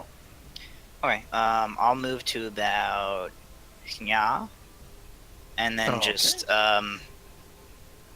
angle my makeshift shield to and my own body to give a little bit of a line of sight to those behind me, and just point at the skull guy and be like, "There's a thing." Poke As the you thing. step forward, once more you hear that familiar click. This time, from above you and Dragonbait, you hear hinges give way. Oh no. No. As Rufus and I am going to shift them over a little bit just so they are not immediately on top of you. Oh great. As 3 groups Snakes. Why does it always have to be of snakes? snakes collapse. The other ones I'm going to stick over beside of Alta. 2 of those are actually directly on top of Dragonbait at the moment. And as these collapse down on top of you, I need everyone to go ahead and roll initiative for me. Can I turn into a mongoose? That'd be fun. Oops, Oh wait, where am screwed it up. I? Me too.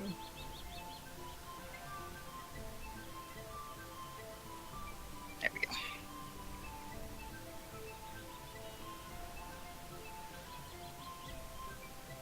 Okay, and then you, Why do I roll so low? and you. and I'm then- lower. Don't feel so Oh. bad. And Sarah, do you have access to Quen's sheet by any chance? Why, yes I do. Okay, I'm going to ask you for combat purposes if you wouldn't mind controlling Quen for us. Okay. I've already rolled initiative for Quen. I have no idea what Quen does with his boom blade stuff, but I would just hit stuff.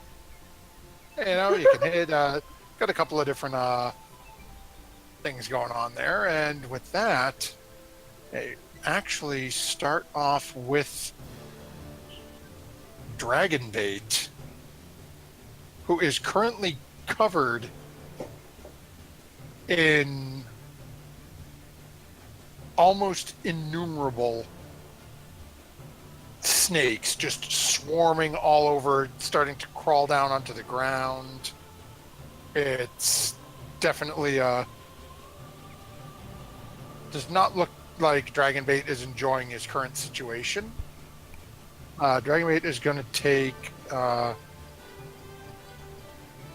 2 swipes at the at one of these things here. And definitely hit. Yeah. So let's see here. So it's we have.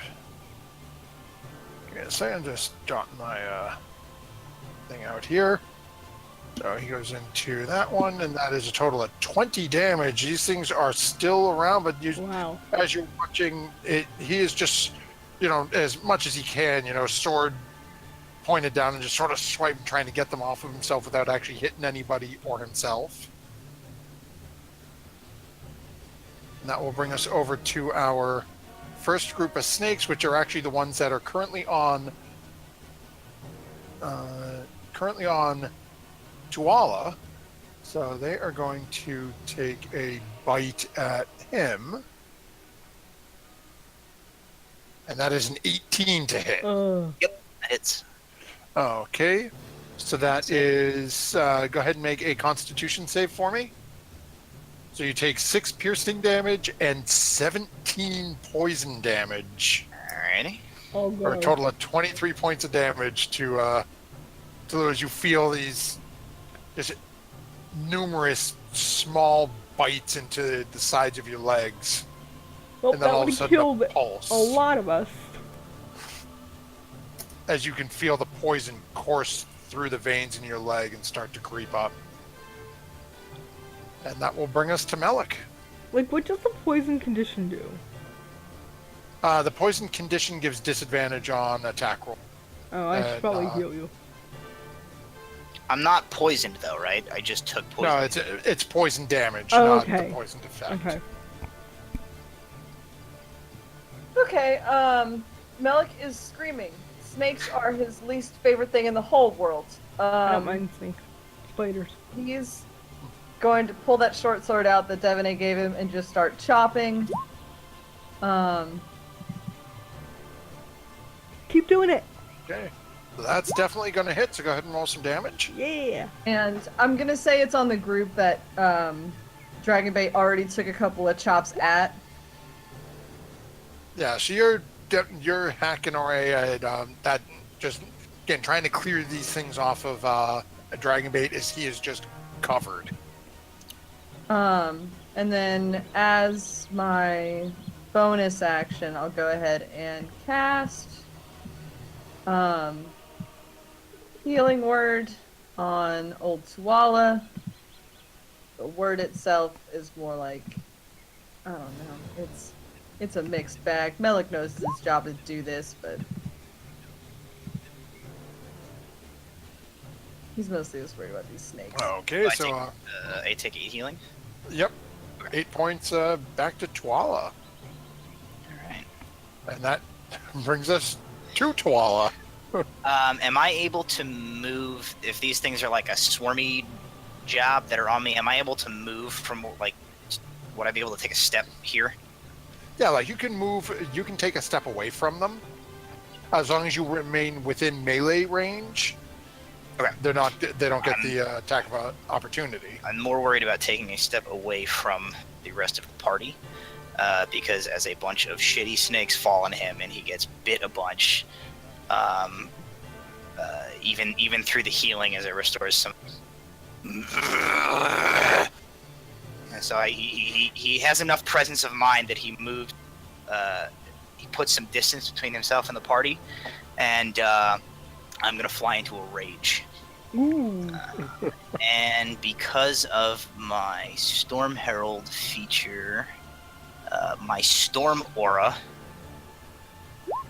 everything within 10 feet of me, so unfortunately Dragonbait's still going to get hit a little bit, but everything within 10 feet of me takes 3 fire damage. As he, like, Okay. and like just a of heat like blasts off of him in all directions. So that, okay. So that will actually affect all of the snakes in the area as well. Sort of between cluster right next to you and right with Dragonbait. Okay. And then I'm going to start slashing the shit out of some dudes. Yeah, do it. +2 bonus on damage. Okay. So I will make 2 attacks on some snakies, and then attack with the haft of the glaive if I Okay. have to. So those are my 2 attacks. Yep, those will both hit. Damage and damage. Okay. As you're just starting to cleave to get them off of you, you're getting work done, but they're still present. Okay. And actually, that does not take your rage damage into account, does it? No, it does No, not. there should be 2 additional damage each of those. Sorry. Yeah. Nope, not a problem. Just- Actually, I'd like to, if it's possible, specifically attack the ones on Dragonbait instead of myself. Oh, okay, so give me a second then. That's going to change my math here.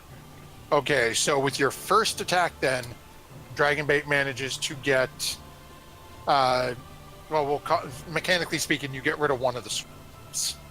Okay. Off of Dragonbait. So you want to keep your second attack to go towards the second swarm that are on him? Completely ignoring the snakes on himself. He's just hacking at the ones on Dragonbait. Okay. Oh, you get some of them off and come back down again. Cleave some more off him. It's still got more on him, but you can tell they're starting to drop left and right. That's my As bonus you try to attack swing with the glaive. haft, unfortunately you miss with the haft. Okay. The Dragonbait's a little flailing back and forth. And that will bring us to our... are you staying where you are? Are you moving? No, I'm gonna stay there. Okay. That'll bring us over to this group of snakes, which are going to take a bite at Dragonbait. And that will hit. And then Dragonbait's got to make a con save as well.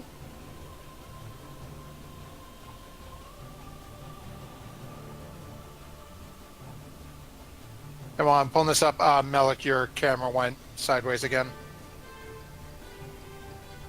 Okay, so Dragonbait manages to make a save.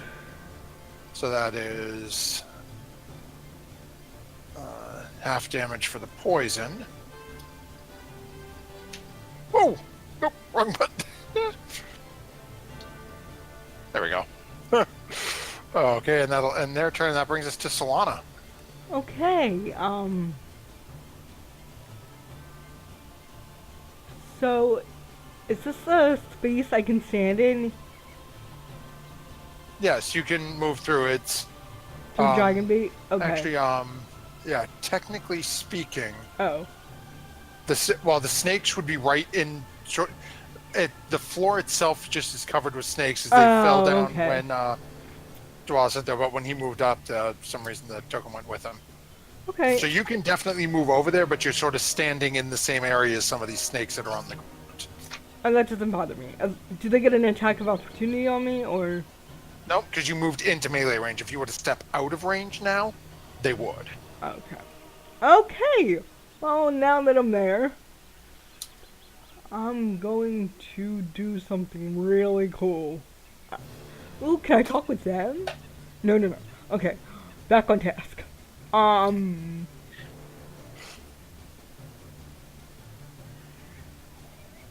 Man, I feel so limited in some of these spells.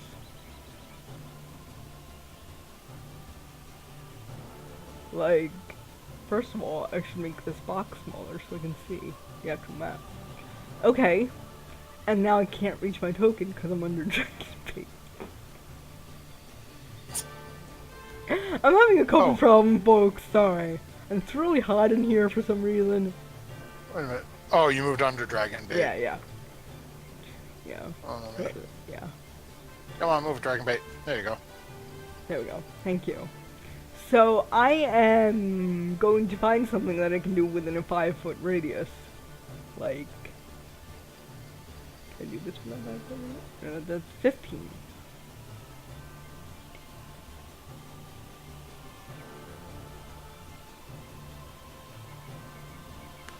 So what are we thinking, Solana? I have no idea. I'm just gonna slash at someone like my stick. Oh, okay. Okay, let's do that. I'm not gonna hit any with my stick. Nope. That was so worthless. I am so sorry, guys. And I will hang my head in shame. So I'll bring us over to Devaney, and I'm going to bump you back up to here so I can put Dragon Bait back where he was. Yeah. Okay, and that brings us to Devaney. Right. Well. Oh, I forgot I can put my player sheet outside of the box. How do I do that? I don't know if throwing anything There would we be go. worth it. So I'm going to just do a firebolt over at. I don't know which one looks more hurt, or which group looks like it has less snakes in it. The one on Dragon Bait looks like it has a few less, but there's not a huge real difference between them. All right. So then I'll do the one straight ahead. I'll The stay one where I am. still on Dragon Bait, or the one on the ground on the side? Well, if I shoot a firebolt at him, will it hurt him, or just the snakes? Depends on your roll. If you hit the snakes, it'll hurt the snakes. You crit fail it. I'll take that chance, I guess. Okay. Yeah, so Go I'll do ahead. the ones on Dragon Bait. So go ahead and roll an attack.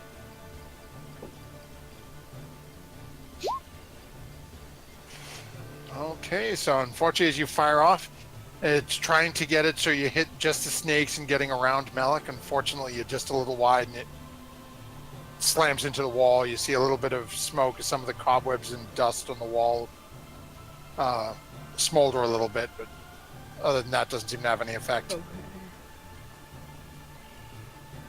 Anything else you'd be doing? Moving? You've got movement bonus action.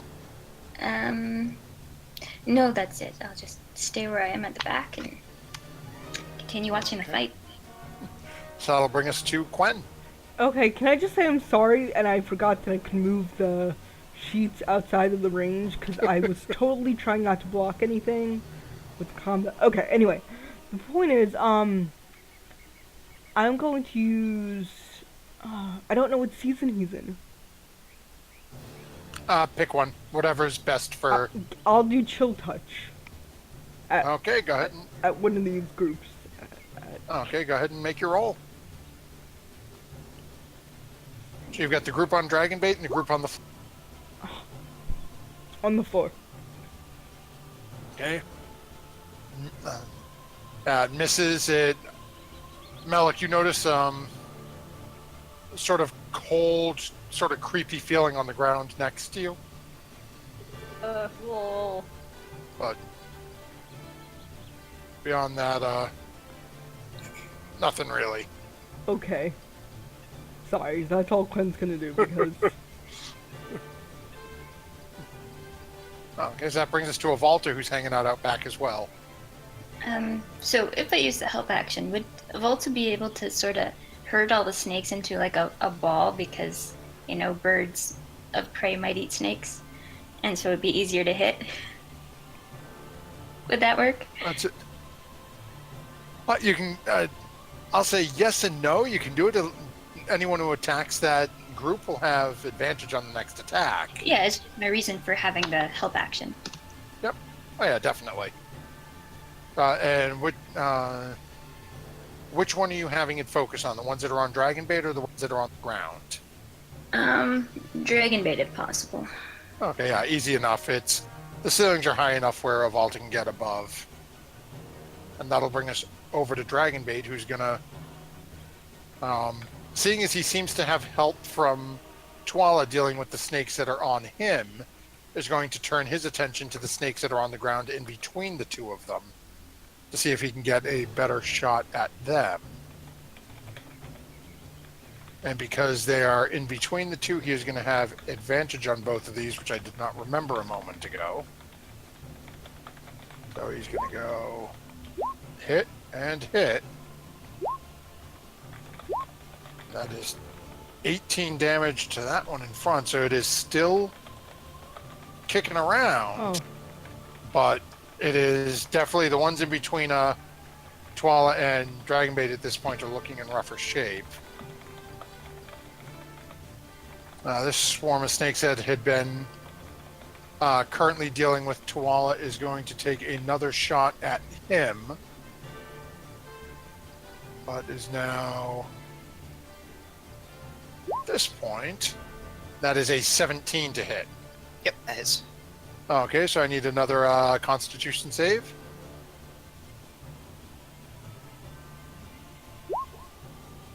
Okay, so that one you make, so it is 4 points piercing and 9 poison damage for a total of 13. But you are raging, so... oh, I take less damage. So yeah, so it's 2 points piercing.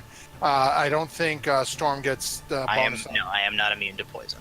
Yeah, so it's 2 points piercing and 9 points poison, so a total of 11. Okay. And that'll bring us over to Melik.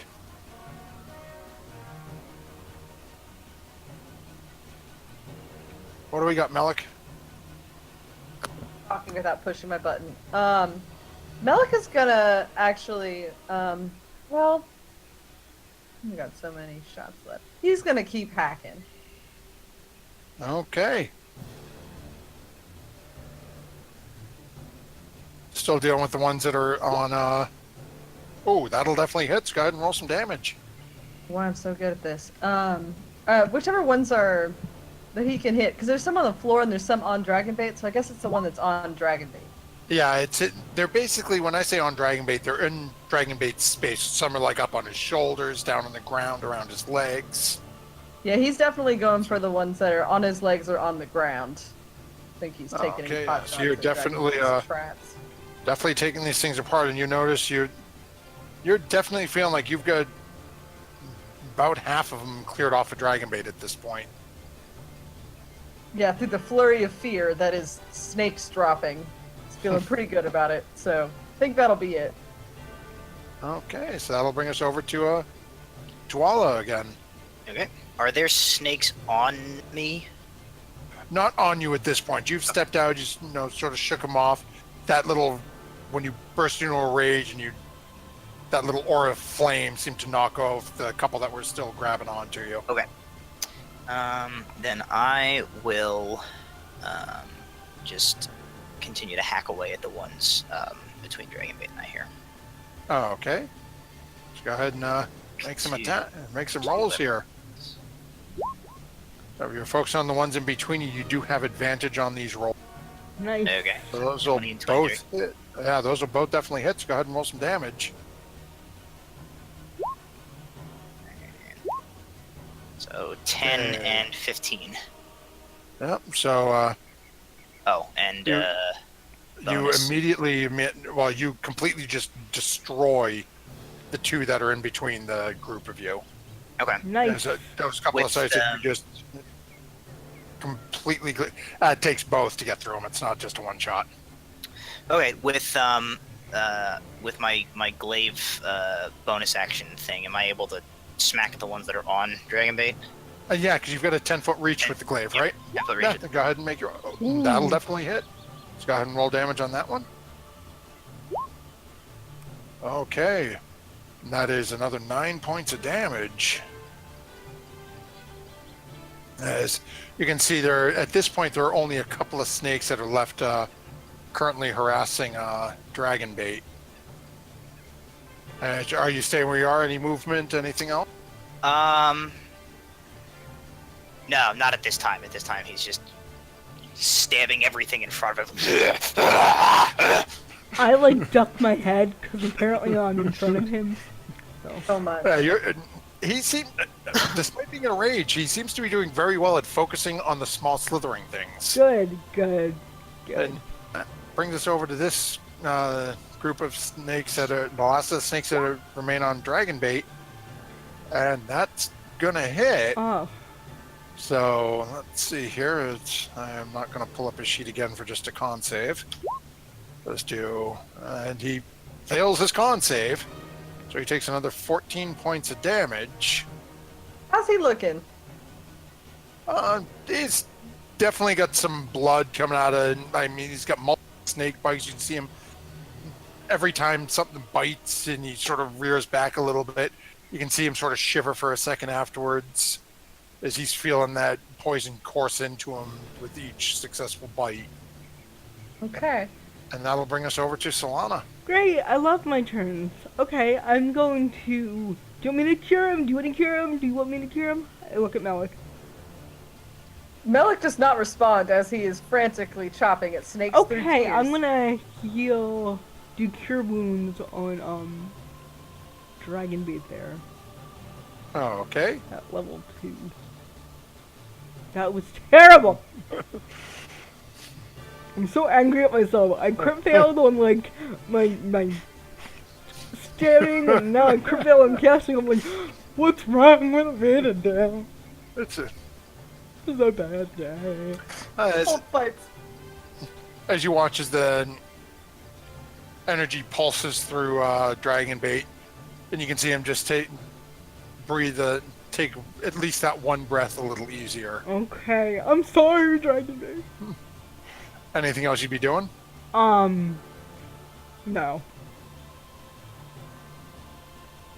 Okay, and that'll bring us over to Devonay. So would I be able to stand beside Malik and hit the snakes with a sword? Yeah, if you come over like right here and sort of wiggle around the corner a little bit, you can definitely take a couple swipes at it. Then I will do so. Okay. So go ahead and start hacking away. So that'll hit. And that is actually all you needed. Oh, thank goodness.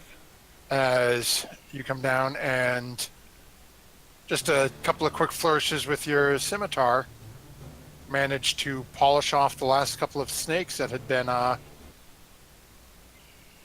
dealing with or harassing Dragonbait. Hey guys, maybe we should take a short rest. Yes. As No. the before my rage like fully wears off as we finish fighting here, can I just like grab a handful of like snake bits off the ground and just like throw them as hard as I can into this like skull thing behind me, just like Sure. Given how close you are, Easy enough, you just haul up and whip it right into the mouth, and they vanish. Oh. So that's enough that like as the rage fades and the snakes all disappear, it kind of snaps him back, and he turn to the group and say, "This is weird." Yeah, I'm gonna find a lesser shiny rock and ask Devaney to cast light on it and then throw it into the mouth. If Devaney is so inclined. Yeah, I can cast light on whatever you want, Salon. This rock. Sure, and yeah, I'll cast light on it. Okay, and then I Hand put it it back. I put it in the mouth. Oh, okay. And you throwing it in? You putting it in? I'm gonna put it in. It's gonna bite my hand. Okay. Oh crap. Give me a second. I actually have to look at this one. It's gonna bite my hand off. I'm gonna have this talk. I won't be able to cast. I don't know Or what's V-shape. going to happen with this one. If I turn into a plesiosaurus, I'm gonna have a hook anyway. It's gonna be terrible. Okay. Let's see here. Huh. Can I make a See. sleight of hand? Maybe Go one ahead, and I need you to make a... I'm going to call this a dexterity save. Oh good, I'm so good at that. As a druid. Oh, and a druid, I might be good at that. Okay. Okay. So, luckily for you, you take half damage Oh no. as you reach your hand in, and immediately you feel like your hand is being pulled towards this strange darkness.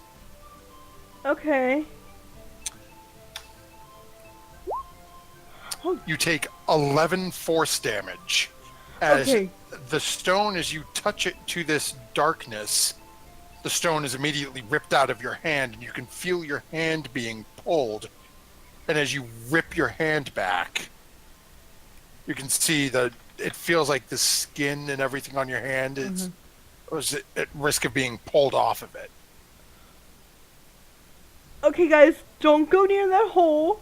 Your skin will feel like it's being ripped off your bones. And it is really painful and creepy. I throw more snake bits at it. Well- Every time, as it gets within an inch of this thing, they're just being pulled directly into it and vanishing. Okay, don't go near this creepy skull thing. Let's turn a corner or not look at it directly in the eyes or something like that.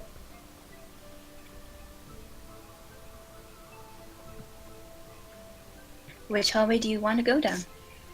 Well, Tuala's near one, and Dragon Beat's near another. And you're the kind of down one. So Well, this we one should I'm split in the party. Turns right away, so I don't know where it goes. Oh. I can send a Volta to scout if you really want, but No, wherever you want to have it, to scout. She's your scouter. Weird. Ugh. Okay. What was that? I'm 12? having a weird lighting situation, but I don't think it's something that I'm supposed to be able to tell, so I'm not saying anything. Oh, no, that you're referring to the little sliver that you're seeing there? Yeah. No, that's just poor DM design. Okay. When using dynamic lighting in this, apparently I didn't quite connect the lines there. I was like, I think I can see the secret room. I can see everything, so that's fine. Yeah, my Ms. Producer here is... It's acting. It's called acting. It's called... She knew what was going to happen when she stuck her hand in there. Actually, didn't. No. No, luckily I don't put notes there. Yeah. All my notes I keep on pen and paper. That's good. So what's our group doing? Devaney will call out over to Tuala. Do you see anything down your hallway of interest? search. It appears to proceed another 10 feet or so, and after a slight turn, continue straight beyond the point, which I can see. Yeah, mine does mostly the same thing.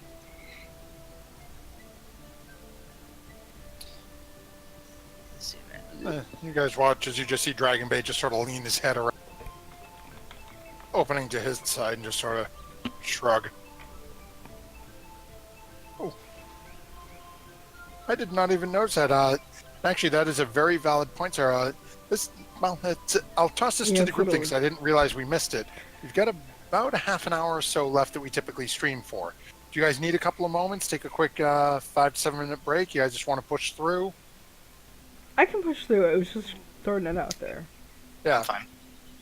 Yeah, I'm Malik? good. Let's go for it. Yeah, well, Okay. Yeah. Kaplan, you good too? Yep. Okay.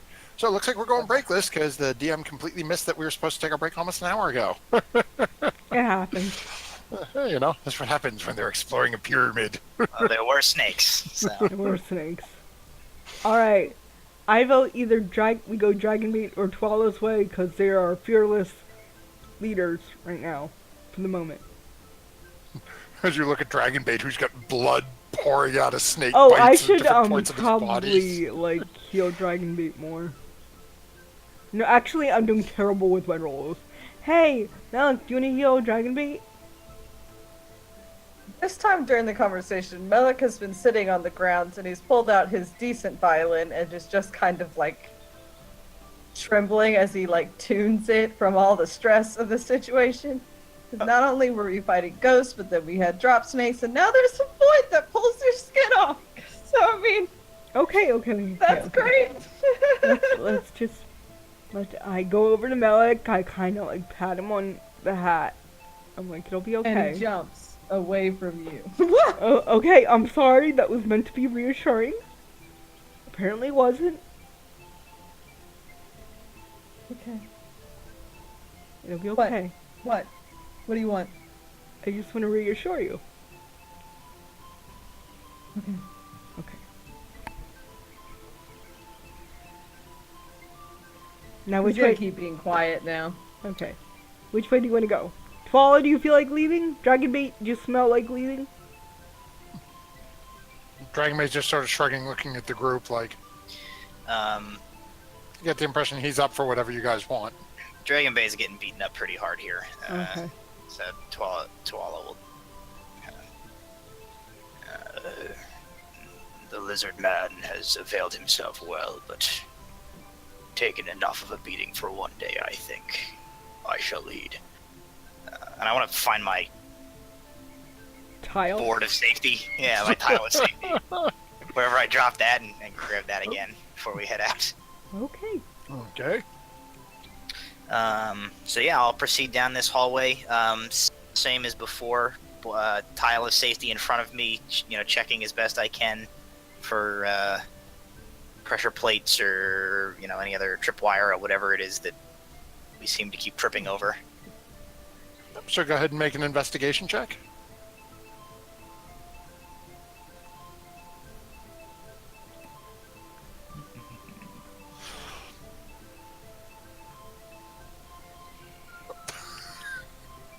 Sorry. Okay.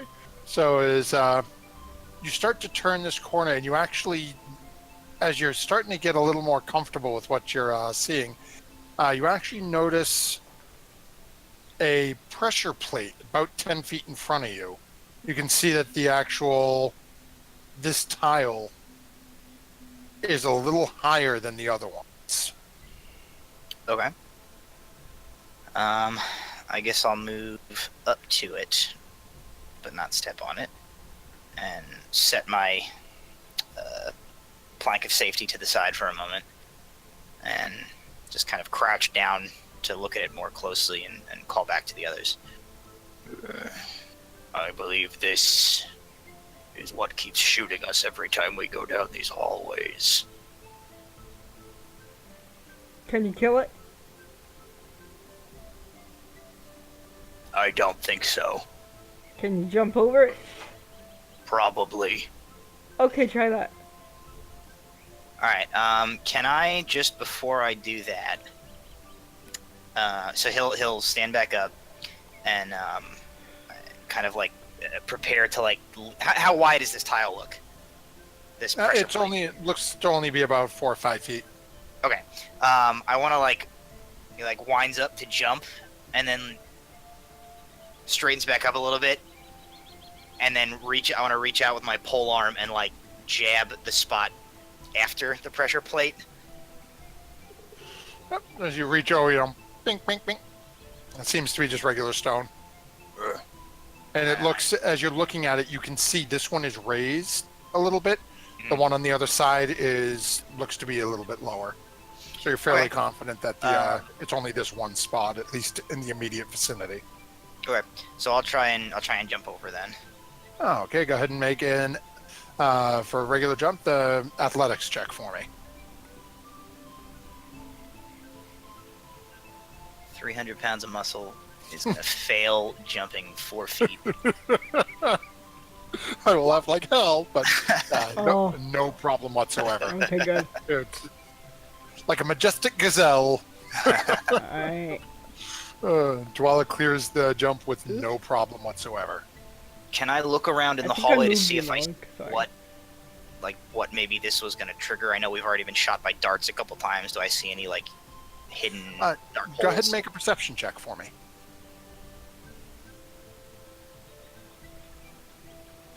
As you're looking around, you don't see any dart holes immediately, but as you turn back and look towards the actual pressure plate itself, you see what appear to be a series of small holes on either side of the walls where the pressure plate is.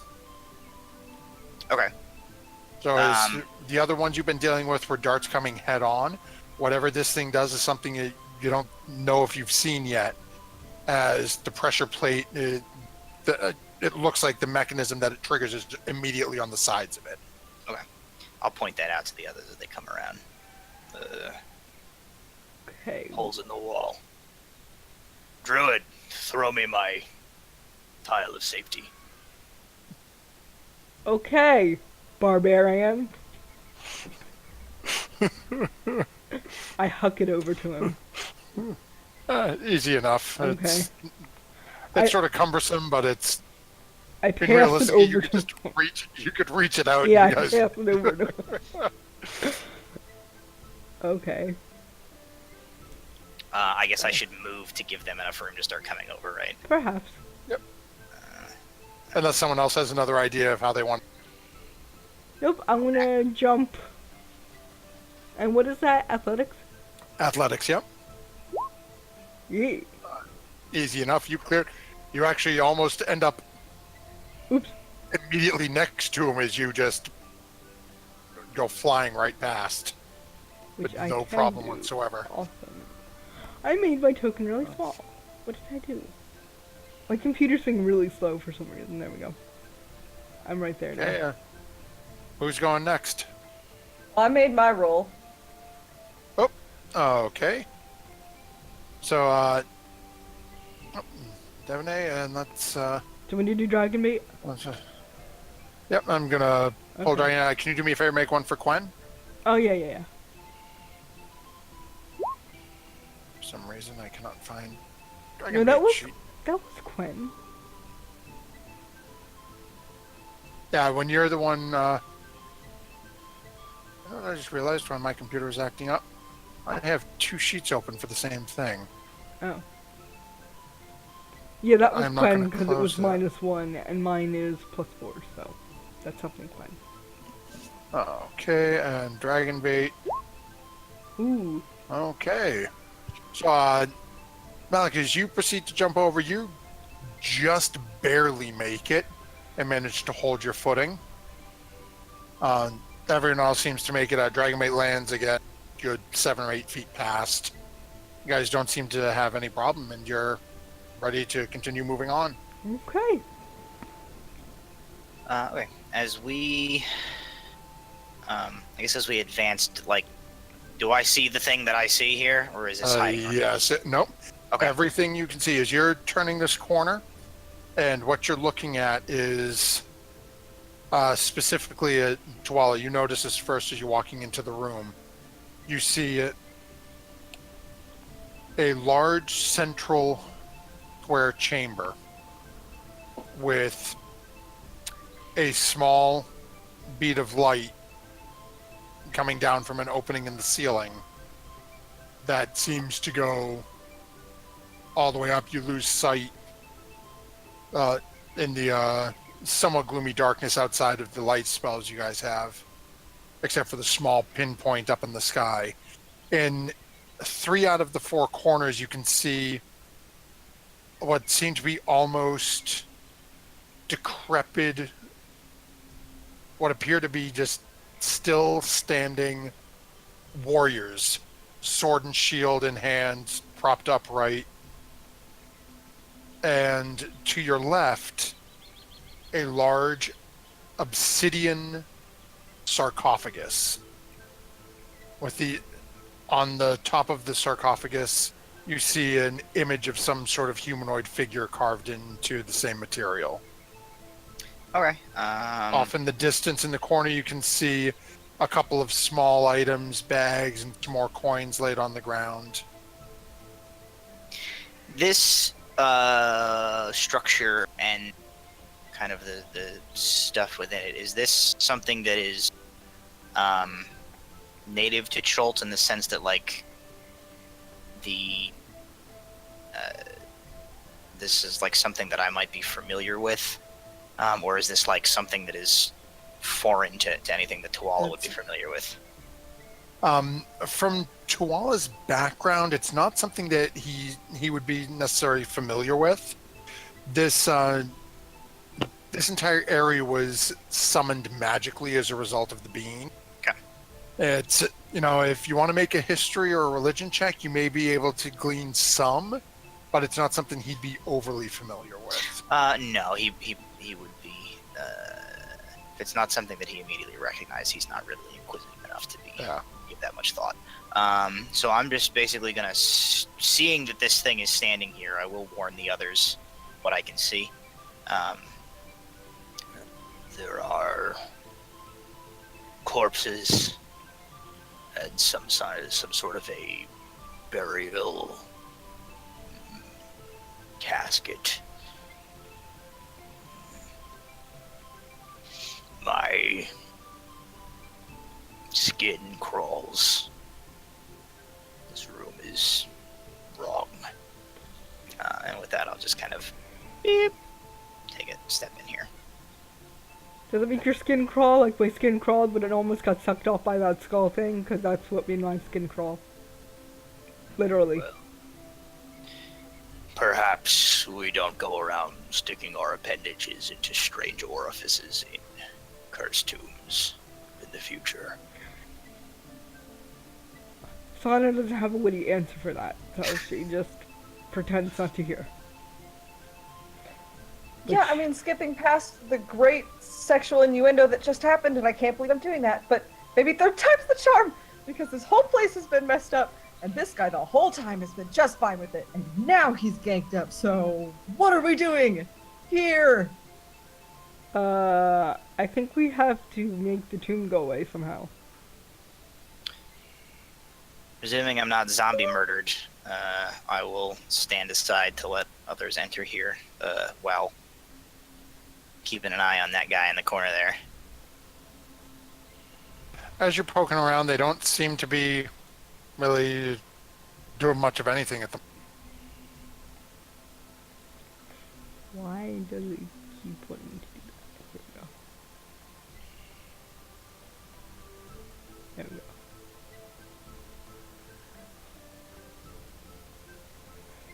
go. Okay.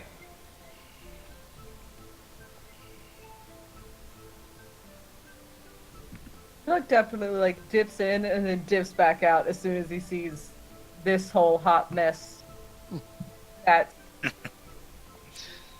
But they're not doing anything, right? No, it's literally they look to be just dead warriors standing there.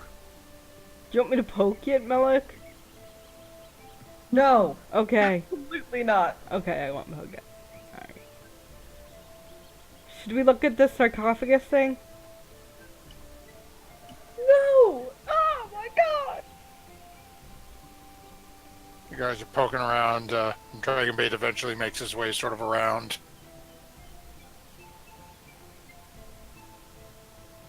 I come to the foot of it and just kind of can do like a investigation of it. Sure. So you're looking to it and define investigate. What are you looking to? For traps and stuff? I don't know. What should I be investigating? I'm a druid. I can wrap it up in vines.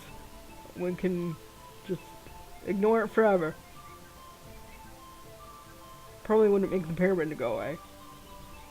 I wonder if it's cursed in here. Does it feel cursed in here?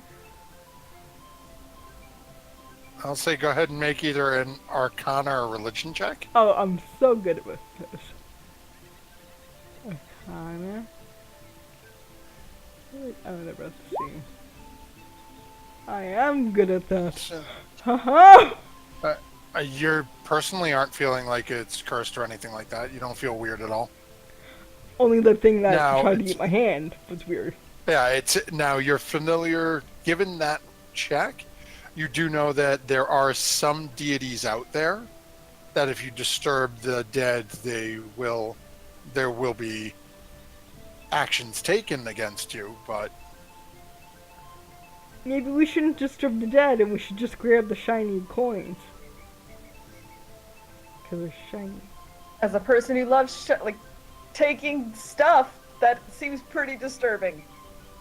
Oh, because it's their coins? I'm guessing. They don't It was need I'll say them. that- Burial chamber for a reason. Oh.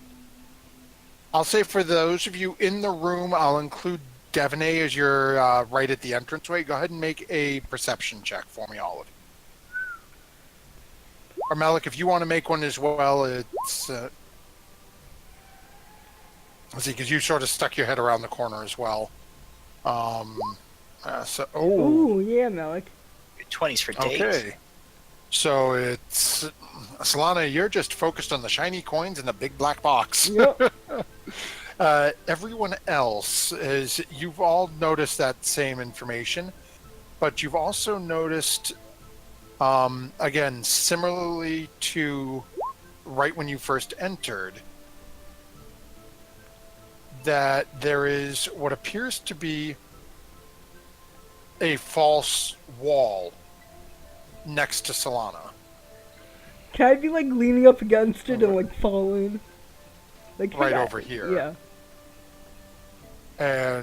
But it's not like the first one you saw, which was a false door that was made to look like a false door. This looks almost exactly like the rest of the walls in this area.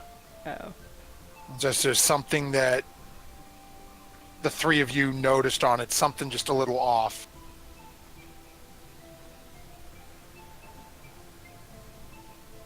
Do you want me to shoot a bow at it?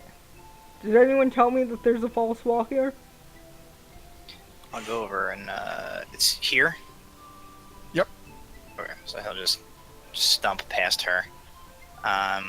Is there, upon closer inspection, is there any type of seam along it that,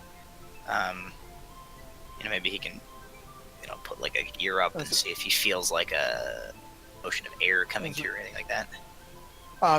Takes you a good 2 or 3 moments, but you are able to find what, again, looking at the stonework on the walls, the different stone pieces that are building it, you do manage to find one section of it that does seem to be a straight through. You don't really get like a breeze or anything, but as you're sort of going through and checking into it and playing with it a little bit, you do get a sense that there is a seam at this point that you're looking at. Okay. There is a concealed bit of wall here. I'll point it out to Solana. Do you feel like smashing it?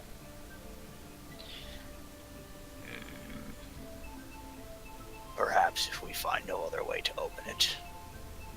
Okay. Do you think how to open it's behind that creepy dead skeleton thing? Or do you think that it is not? Let me make a... can I investigate the door to see if I see any type of Sure. clue of Go how ahead. it might be opened? You take a couple of minutes looking at it. You don't see any immediate like opening mechanism or trigger that you can see. Okay. So after doing that, I just turn back to Solana. Her question of, do you see how to open it? And he just sort of looks from her to the sarcophagus, and then back to her. I ain't touching that thing. Do you want to touch the thing? I have an idea. We can all stand in the corner and I can plank with it and lift up the lid maybe. And then we don't have to touch the thing at all. Just like shrug. If I were to hide the secret switch to my secret door, It'd that be would not in the be a bad sarcophagus. place for it. Yes, now I understand what you mean. Because I totally misread your situation here. Yeah, that would be where I would hide a secret switch, would be under my dead body. You're right. While this is going on, Devonay, Malik, what are you guys? What are the two of you and Quen doing back in that huddled in that hallway? Quen's like, we're gonna die anyway. So what's the point? We should just stay here because it's our tomb. And accompanying that, as the conversation shifts towards opening the sarcophagi, that violin is back out, and that staccato plucking is more frantic. The good violin or the bad violin? The good one. Good. Devin is just not quite leaning on the wall, but just waiting to see what is going to happen, and a little bit on edge, like ready to move into action if something goes wrong or if the things in the corners start to move or anything like that. Just waiting, being observant, that sort of thing. Guys, how much do you want to see what's behind the secret wall? Like on a scale of 1 to 10. Dragonbait takes a couple of steps forward. Oh, Dragonbait, you have no self-control. I don't think you should Okay. weigh in on this. Like, you're a little hammy right now, and I understand. Does he have 10 fingers?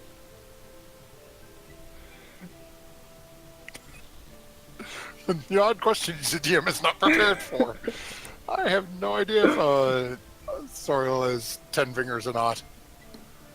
On a scale I'll of... say yes. Why not? Okay, on a scale of 1 to 10, how much do you want to open the sarcophagus, Dragonbait? Let's see. Just sort of looks at you and bat at his hands for a moment, and then just picks up his sword. Oh my god.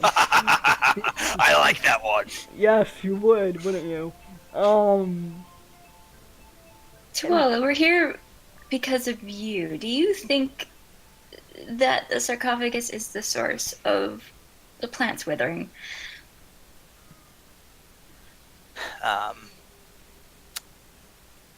He scratches his chin a moment. We are here because of you. I did not summon the pyramid. I But did to answer something. your question, it seems as good a place as any to search.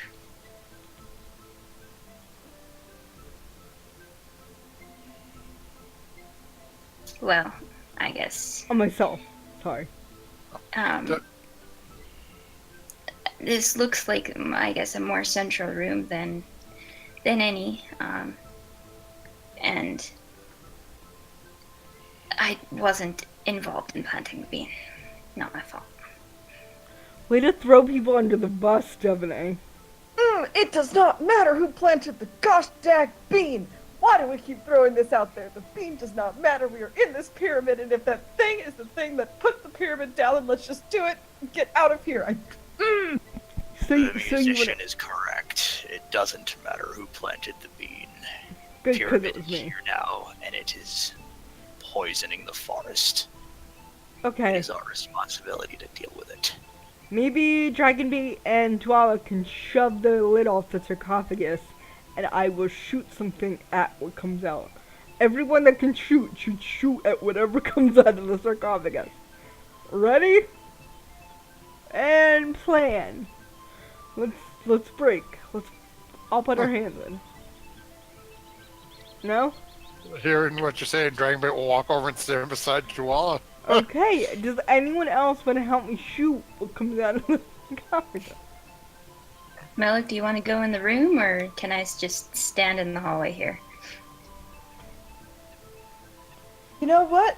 Quinn's It gonna would come make in. me feel so much better to stay in the hallway, but I guess I'm gonna just... I'll just get in there. You know what? Who cares anymore? What even matters anymore? Oh dear God, Malik's going crazy. Alright. Well, this is stupid. Alright. Already, magic missile. Crunch. Knuckle crack. Okay, say, Koala, go ahead and make a strength check with advantages. Dragonbait is helping you out. I'm gonna ready conjure animal. Okay. Can I fit a plesiosaurus right here? It's not quite taking a shot at it, but sure. Maybe not a plesiosaurus. What is Freddie Mercury again? I think Freddie Mercury is... No, the Tom closest. Petty. Okay, I might conjure Tom Petty. Oh, an Allosaurus, okay. Yeah. Alright. I have Freddie Mercury's the Quetzalcoatl. Yeah. He would fly well, but not anything else. Okay. Alright. Alright. Alright. We're ready. Let us see what this sarcophagus has to hide. Besides that, It is a Twitch. good day for glory. Shove. It's a bad day for us. Holy So with that, as you watch as Koala and Dragonbait both, stretch back, put their hands out onto the lid, and with the ease that it would take most people to flip open the cover of a book, flip the cover off of this sarcophagus like it was nothing. Nice. And what the group of you see It's gold within and riches.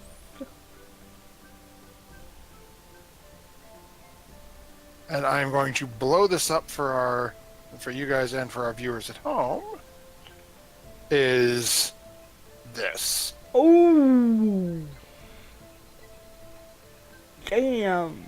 As the lid is open, and immediately, Koala, you and Dragonbait notice this as everyone else is starting to, disappear into darkness. As everyone is starting to release their, held actions here. The eyeless sockets of this desiccated body immediately turn and creak slowly to look over at you and Dragonbait.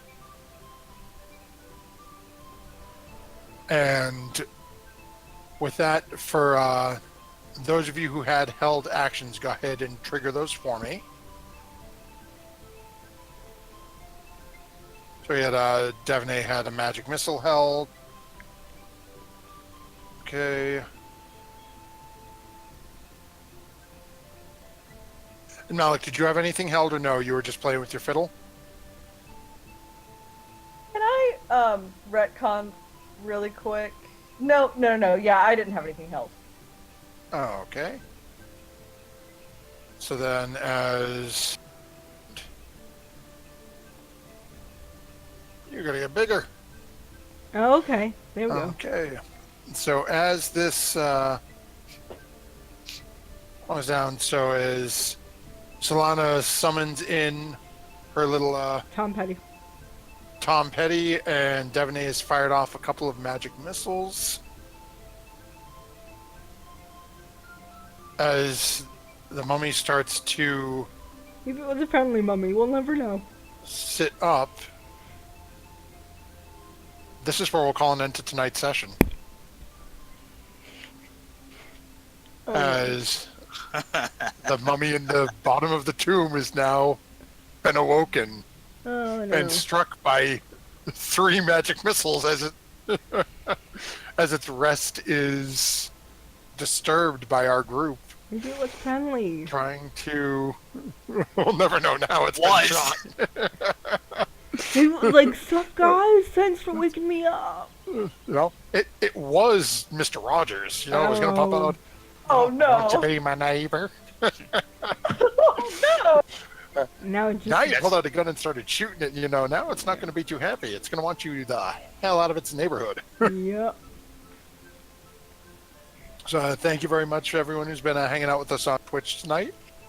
Make sure you join us next week as now our group has awoken our mummy here. And they've taken their pot shots and next time.